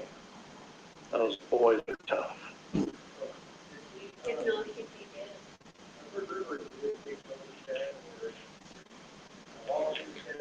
Go to your bank and see how much coins they have. See our coinage. He took back for the United States of America. The Fed doesn't have access to it. There's a ton going on. I know IRS agents that have already received their paycheck and been told to look for another job. Okay? The wage and income tax has never been legal. It's always been a gift. Abe Lincoln did the 1040 bonds. The 1040 is still here. You can consent to it by filling it out and signing it and sending it in. By your own consent and admission, you pay taxes. Nobody at the IRS can figure out why you keep sending them in. They just can't figure that out. But you just keep doing it, and they keep getting that gift, and they love every minute of it. Judge, do you claim to derive your authority over me based upon the doctrine of parents patriae? Yes or no? They don't want to answer that question. So I said, Judge, yes or no?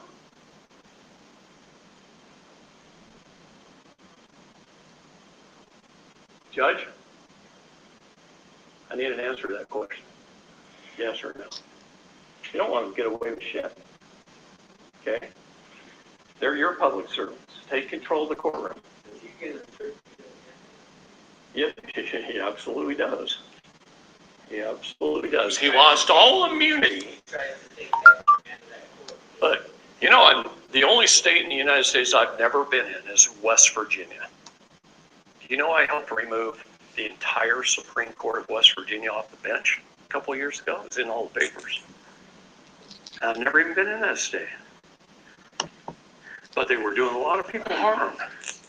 So we got them off the bench. They lose their immunity when they step outside of the scope and authority of the law which we, the people, lay down. Judge, do you claim to derive your authority over the minute they step outside of that scope of authority? They lost their immunity. As long as they're operating inside that, they're immune. We can't touch them. Yes or no? But if we prove. Okay.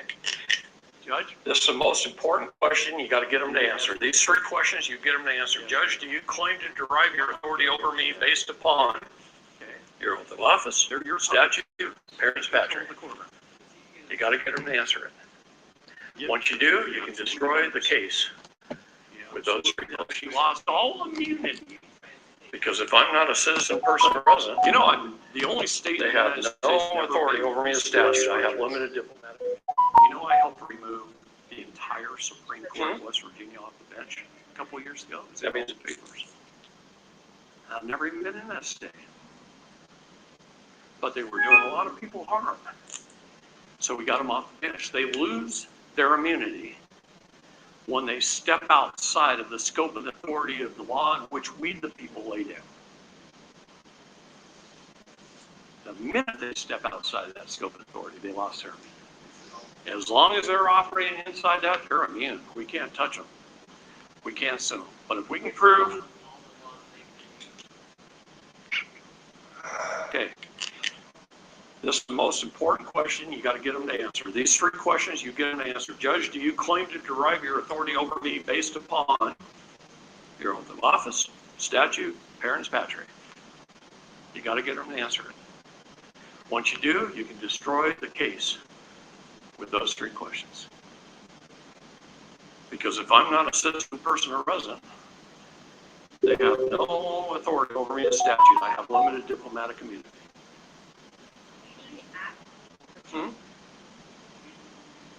That means if I don't kill someone, or rape someone, or injure, because if I'm not a citizen, person, or resident from any statute, the only thing I can be held accountable of is harming someone else. Do no harm. That's our motto. Okay, we're at peace. We love thy neighbor and do no harm. Over me in statute. We can't shoot them in the head when they try to steal our kids. No, it does not. That's right. In fact, most if I don't kill someone, or rape someone, or injure, because if I'm not a citizen, person, or resident from any statute, the only thing I can be held accountable for, should we give them a fair warning, is harming someone else. That's why you don't open your door. You don't step out on the threshold to talk to them. Hand them a little warning notice through the door while it's still chained. And you close the door and you lock it behind you. And then they get to read. And if you wrote that notice properly, they'll get in their car and they'll drive off and they won't come see you again. 3 very, very important questions, and sometimes you must ask it 3 times. So if they refuse, you say, all right, Your Honor, I've asked you 3 times. You've refused to answer. This case is now dismissed without prejudice, and walk out the door. And don't look back. As you're walking up, you're sitting in the back row, and they call your name. The minute you take your first step, I'm here by special divine appearance, Your Honor, to call for a constitutional court of record before you even get through that bar. Okay. Right. Well, you have to establish your status, standing, and jurisdiction. So let's talk about that. Status. We already did a little bit. Standing.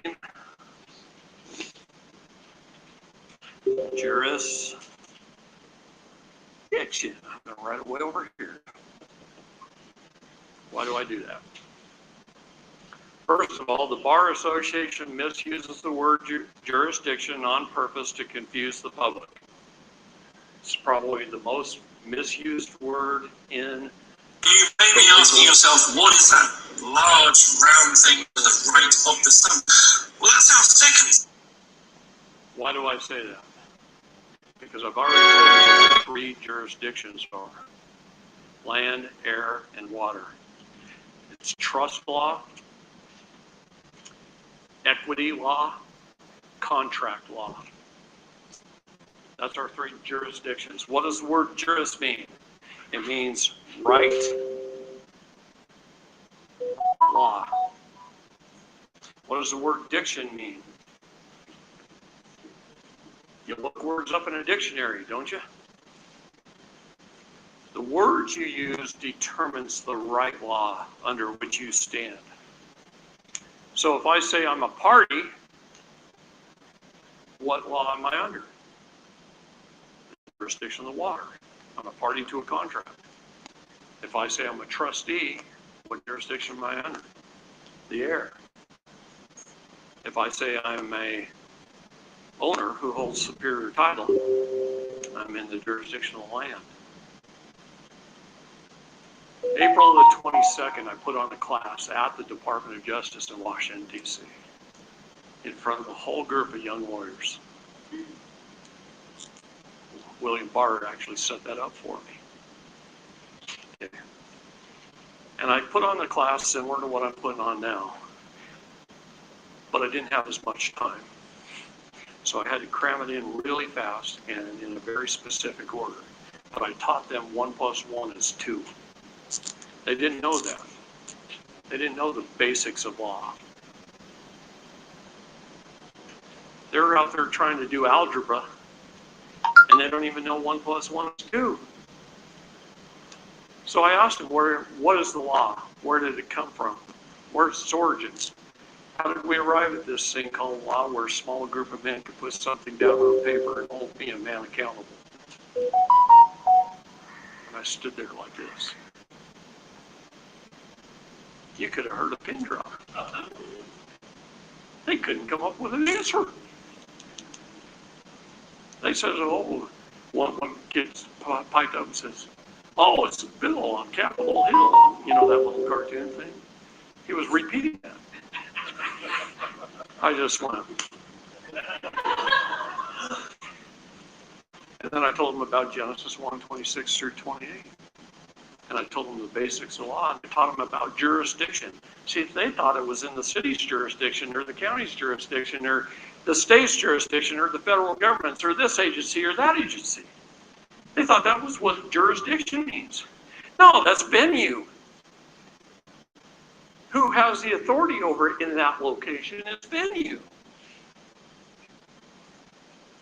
Jurisdiction is, do they have authority in which law do they have authority? So after I got done, this young attorney came up, 29 years old. He looked like he was 12. He was the grandson of a judge and the son of a judge. Long line of judges. Very smart man. He could rattle things off like you wouldn't believe. But he thanked me for what I had taught. And he said, "Can I tell you a story?" And I said, "Sure." He says, when he was 16 years old and his dad was teaching at Georgetown Law, he got to go and sit in one of his dad's classes. And his dad taught law just like I did. Land, air, and water. And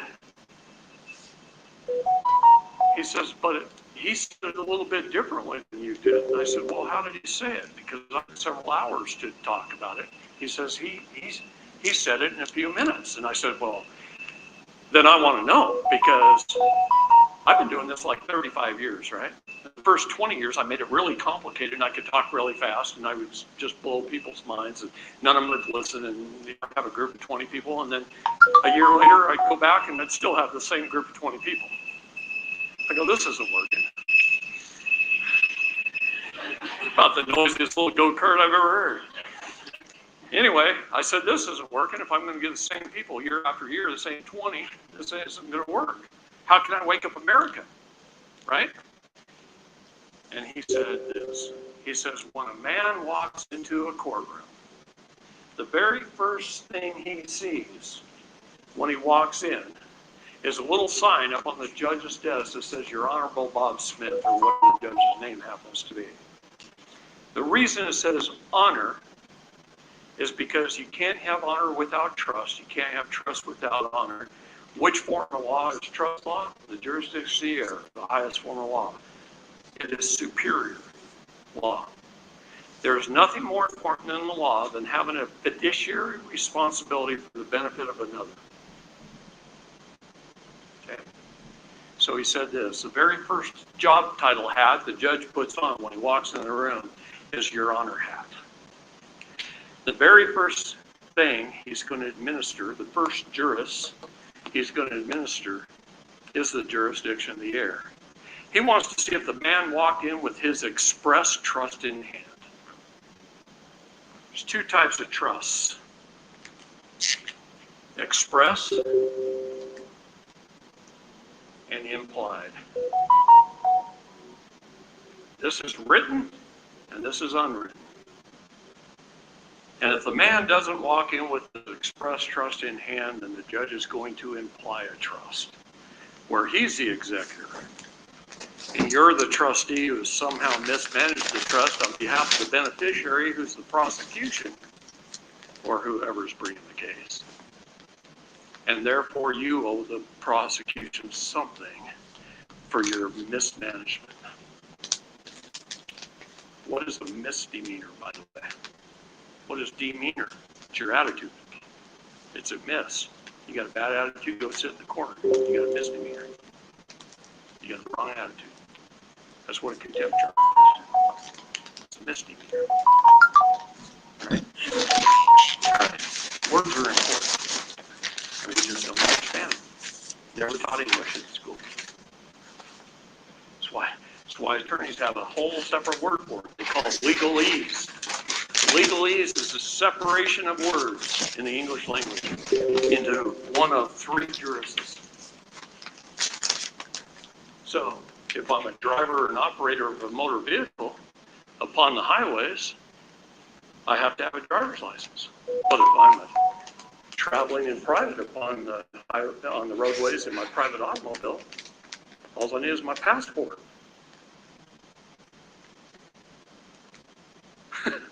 See the difference in the words? They both mean going down the street in a car. Both those senses. See, the word you use determines the juris you're under. It's up to you to determine your own words. That's right. They open their mouth. Yeah, you have the right to remain silent. Everything you say can and absolutely will be used against you.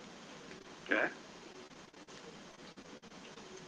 And they'll bait you. Those cops will go, now, are you driving that automobile? No, they won't say that. They'll ask you if you're operating that motor vehicle, right? So, if the man walks in with his express trust in hand, that clearly states who the executor is, who the trustee is, has an acceptance of the trustee to be the trustee, so they can't break the trust veil. It's important. Tells who the beneficiary is, what property the trust is managing, and how it's supposed to be managed. For who? The heirs. Then there's nothing for him to adjudicate. He can't imply a trust if there's an express trust in hand. He has to go by the express trust. And you know what? Trusts are private. You don't have to show the judge a trust. He does not need to read it. All you have to do is walk in and you say, Judge, you can't imply a trust when I have an express trust that clearly states who the executor is, who the trustee is, has an acceptance of the trustee to be the trustee. It tells who the heirs are and the beneficiaries, what property is supposed to be managed by the trust, and how the trust is supposed to be managed. And then you just set it back down your table. He can't adjudicate it. So he has to take that hat off. And he puts on his judge hat.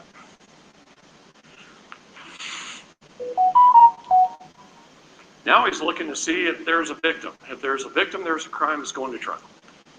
Physical injury to another.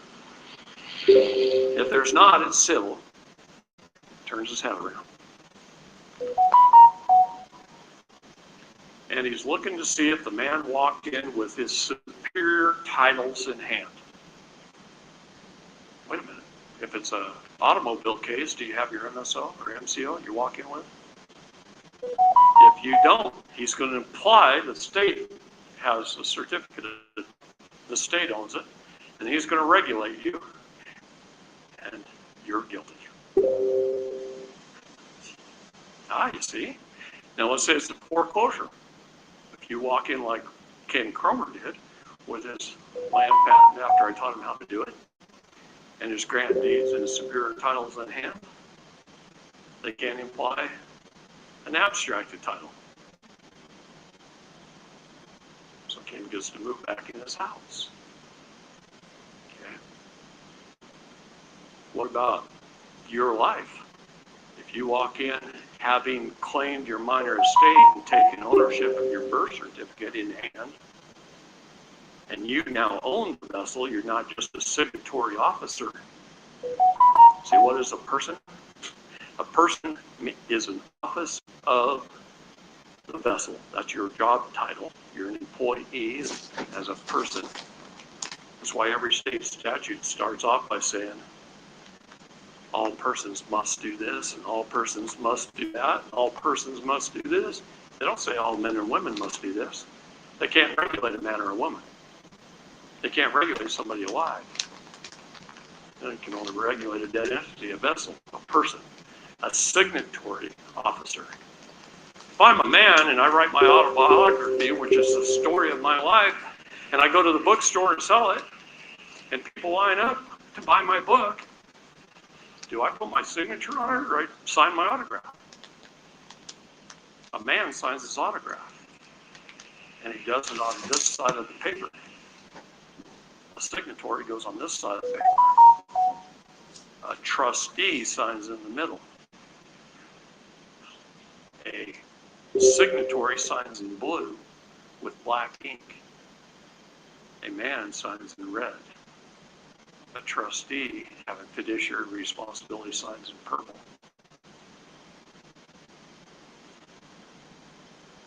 You guys don't know the law. There's 3 jurisdictions. There's 3 places for signature. There should be 3 seals. Do you have your own seal for each of your jurisdictions? Guess you're not free. Okay. So, if you have all your superior titles in hand and you stand firmly upon your rights, there's nothing for him to adjudicate. So he takes his judge hat off and he puts on his Mr. Administrator hat. Okay? Now he wants to see if you have your business affairs in order. He's looking at the jurisdiction of the water. He wants to see contracts. He wants to see your business affairs. Think Michael Jordan and Nike for just a minute. Michael Jordan signed a 5-year contract with Nike for $1 billion, $200 million a year, just so they could use his name. It's a good gig if you can get it, right? During that time, a police officer couldn't even write Michael Jordan's name on a ticket without the prior express written permission of Nike or Michael Jordan. See, they can regulate commerce, but they can't interfere in it. Title 15 of the United States Code becomes your savior because it says any documents that they used your trademark name on must be destroyed. So that ticket goes through a paper shredder. Absolutely, you want to trademark your name. So how do you take dominion over your 3 jurisdictions? Is first you do a trust. And now I'm going to back up. You have to take status first. You got to claim who you are. Claim your status. We make enough copies of those. Pass one of those out to everybody. You have to claim your status. Status, standing, and jurisdiction is everything in the law. Everything. You have to know who you are and what status. Natural law, again, is that which one creates, one controls. As a state national, I'm one of we the people who created government. Guess what I control? Government. Government created the U.S. citizen. Guess who they control? You, the U.S. citizen. Hey, we're not free in this country. As long as you self-determine that you're a U.S. citizen, you are not free.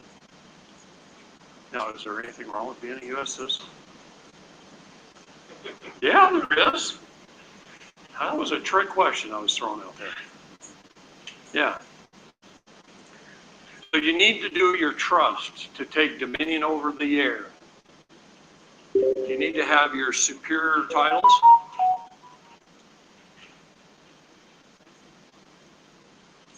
And know your rights to take dominion over the land.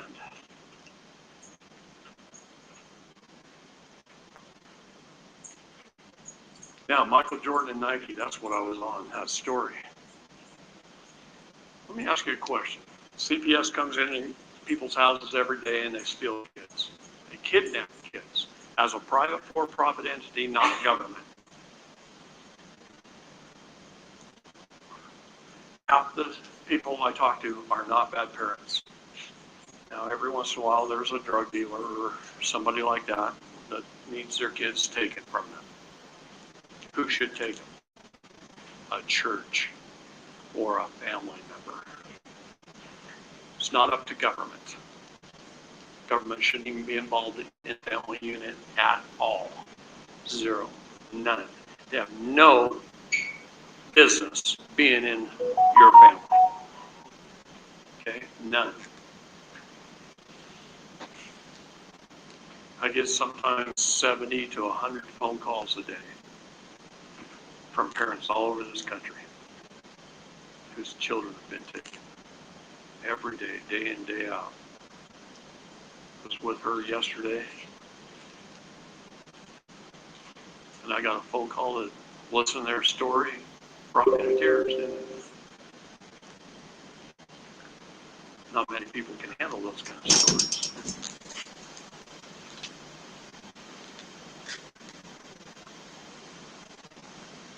What if I had a business, ABC Inc., licensed by the Secretary of State's office, bonded with the gold and silver, which I like to use.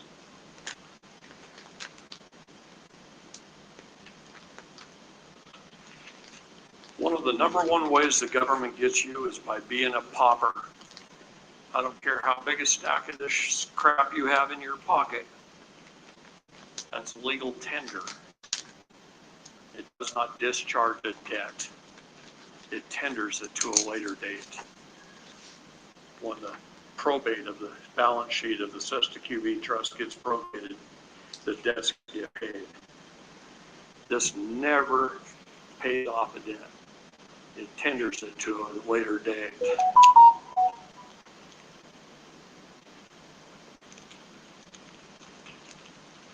What that does, if you've got a silver or a gold coin on you, they can never deem you a pauper. And if you look in the law of what a pauper means, every U.S. citizen is deemed a pauper, therefore a debtor. And they can never deem you a pauper if you've got a little gold and a little silver on you. In my pickup truck, I carry a little jeweler's sack with 40 pieces of silver on the door. They can never deem me a pauper. But it doesn't. Good man. But it gives them control. You're unable to handle your own affairs. See, if you look up in the law, who can an attorney represent? They can represent an entity, a corporation, or a vessel. They can represent a minor. They can represent someone incompetent or somebody infirm. They can represent a ward of the court and a ward of the state, or a pauper.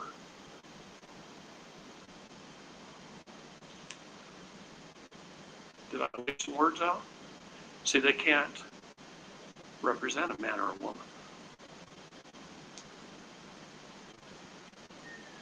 Yeah, they can't represent a man or a woman. It takes 3 signatures to put you in jail. Did you know that? And if they don't have those 3, you can't go to jail. Anybody know Gina Nielsen over in Cache County, Utah? I met Gina after her trial. She was found guilty by a jury, and she was going to be sentenced to 15 years in the state prison. By the way, Gina got held in contempt and thrown in jail for a little bit, but that's not a prison sentence. That's a misdemeanor, and it's go sit in the corner. You've been naughty. But she never spent 1 day in jail, and she never will. Her case has been dismissed. Why? because I told her they required 3 signatures to put you in jail, Gina. They require yours by taking a plea, the prosecutors and the judges, or your attorney who will sign as your power of attorney on your behalf and throw you in jail. So it takes one of 3 signatures, the judges, the prosecutors, and either yours or your attorney. That's why they try to force you to have an attorney, because you're incompetent, you're infirmed, you're unable to speak for yourself, you're a citizen, a person, a resident, you're not sui juris. What does sui juris mean? Of one's own right. I walk in the courtroom sui juris, and they can't even speak to me. I have to tell them what to do. See, they might argue with me a little bit, but they never win. They can't win. It's impossible for them to win when you're sui juris. When you've taken dominion over your 3 jurisdictions, they can't win. So let's get back to Michael Jordan Nike. What if you have owned your children? You took ownership of their vessels as your minor children, and you held them in trust, and you trademarked or patented, or did both, your children. See, what is the jurisdiction of the water? It's commerce, right? It's contracts and commerce. It's corporate bylaws. It's banking. The most important is contract law. So, if I had a business, ABC Inc., licensed with state, bonded with gold and silver, and I went to the United States Patent and Trademark Office website, and on their T's Plus form, I trademarked my vessels, mine, my kids, my families, doing under a bulk trademark under that business name.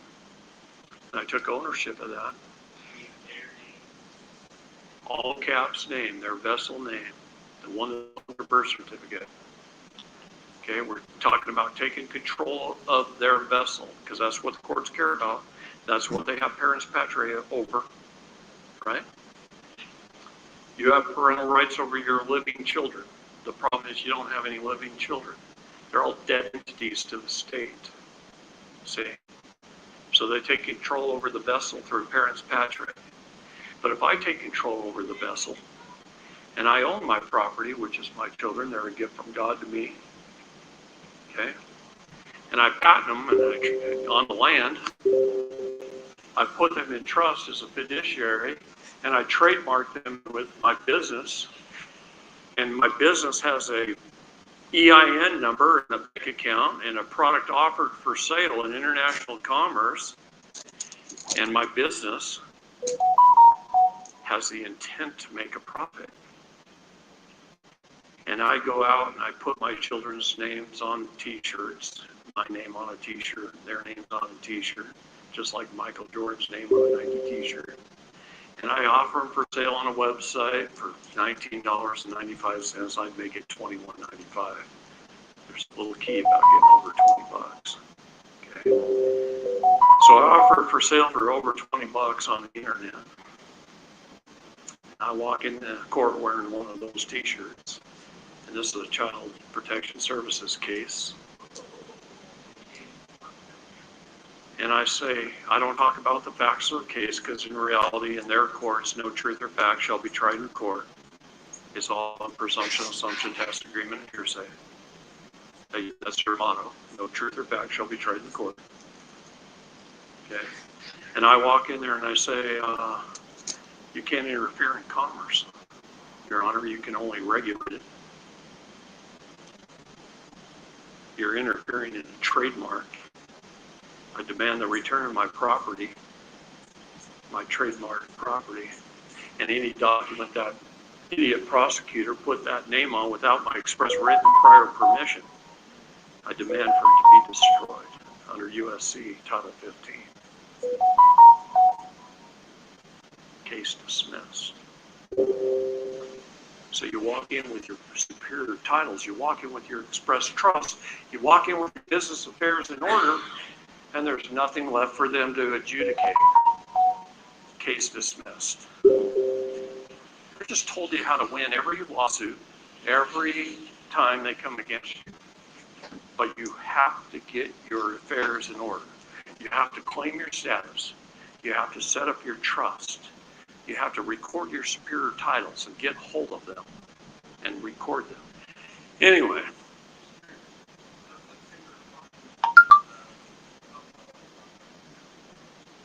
Your offer to contract is not accepted. You have a 72-hour right of rescission. You ignore anything, you're in trouble. Never ignore anything. Everything is banking laws.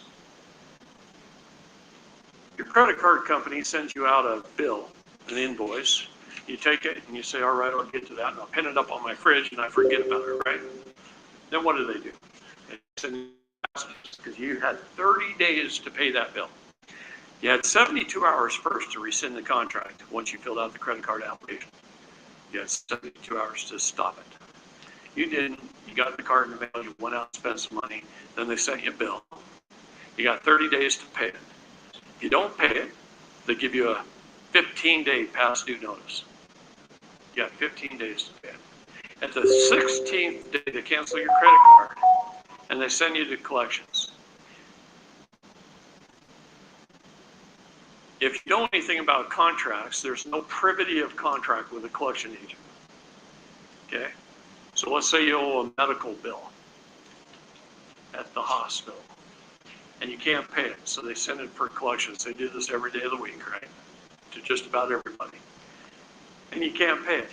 And a collection agency goes to the hospital and buys that debt for 50 cents on the dollar, and then they try and collect from you. Man, they call you up on the phone. You know what I say? I have a totally different conversation with them than you do. You, they run over the top of. Me, I say, oh my gosh, did you purchase that debt from the hospital? And they say, well, yes, we did. I say, thank you very much. I really needed that help in my life at this time. Thank you for doing that. But you and I, there's no privity in contract. I appreciate it. And I'm done here. Okay. Hold on, those are coming back. Pay for them with your Social Security trust. He just shakes his head and puts his head down. Did you see that? No, wait a minute. Don't go any further yet. Wait a minute. I said, pay for them with your Social Security trust. And what was your thought when I said that? And you just kind of closed up and put your head down. See,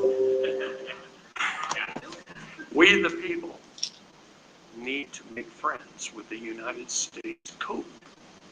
The United States Code was put into place for one reason only, and that's for us to hold our public servants accountable.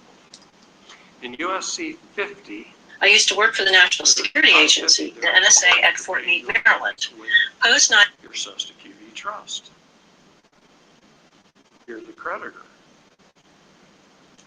But you can't do it if you're a citizen. Caveat, you have to become a state national. You have to become one of we the people. There's not many of us left. I think we've created about 40,000 we the peoples in this country, maybe a little more than that. That was probably a year ago's figure. And that's it out of 337 million.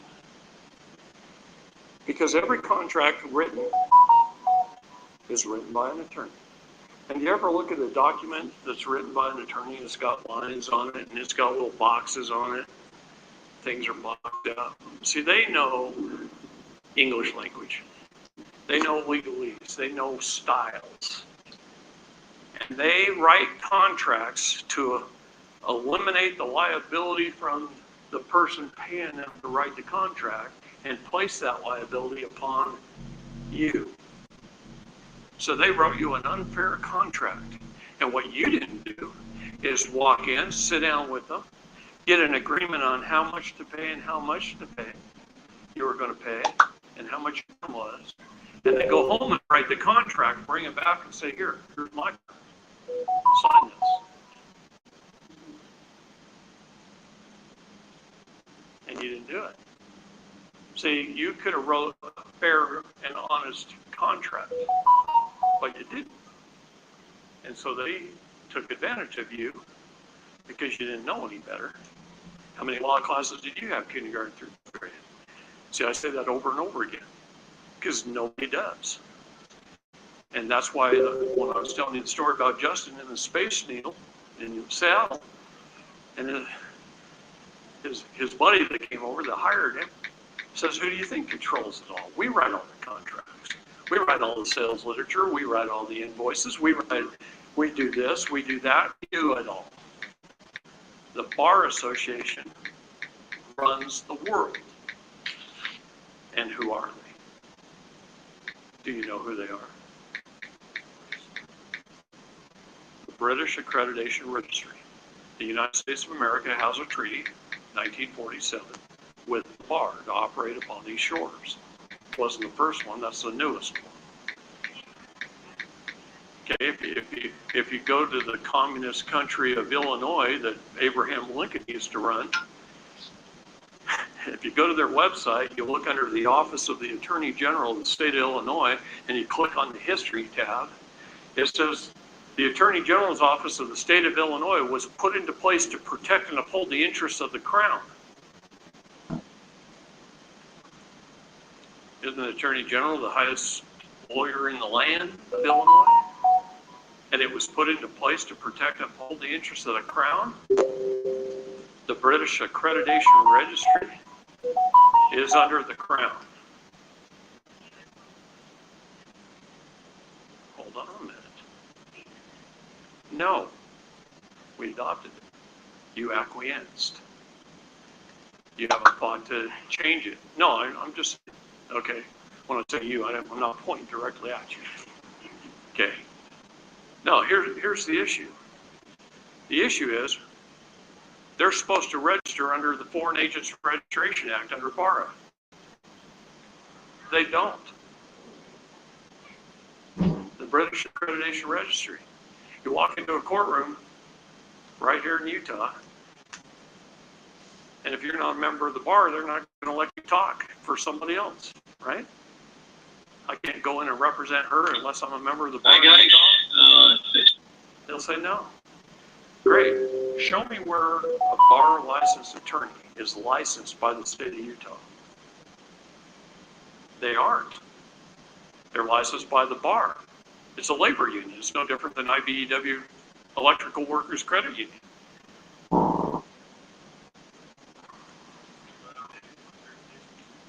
No, none whatsoever, except that's what that satanic cult called a court operates. The bar is Satan, guys. And 5 or 6 of those members are the head of the church. Okay. Right. I wonder why Utah's a little screwed. The rest of these people go and watch themselves. Huh? Yeah, what I'm trying to say here is we need to take our country as we the people. And we're at war with the Bar Association. People don't even realize that. And some friends, our family, our neighbors, our attorneys. And you know what the sad thing? So this is why to watch. That's 1 of 5. This is the channel to go and watch it.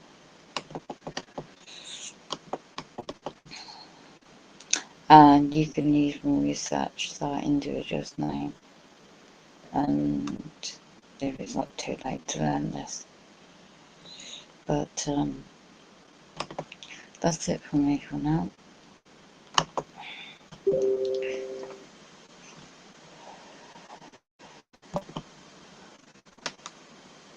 Yeah. Don't know what times we're living in, so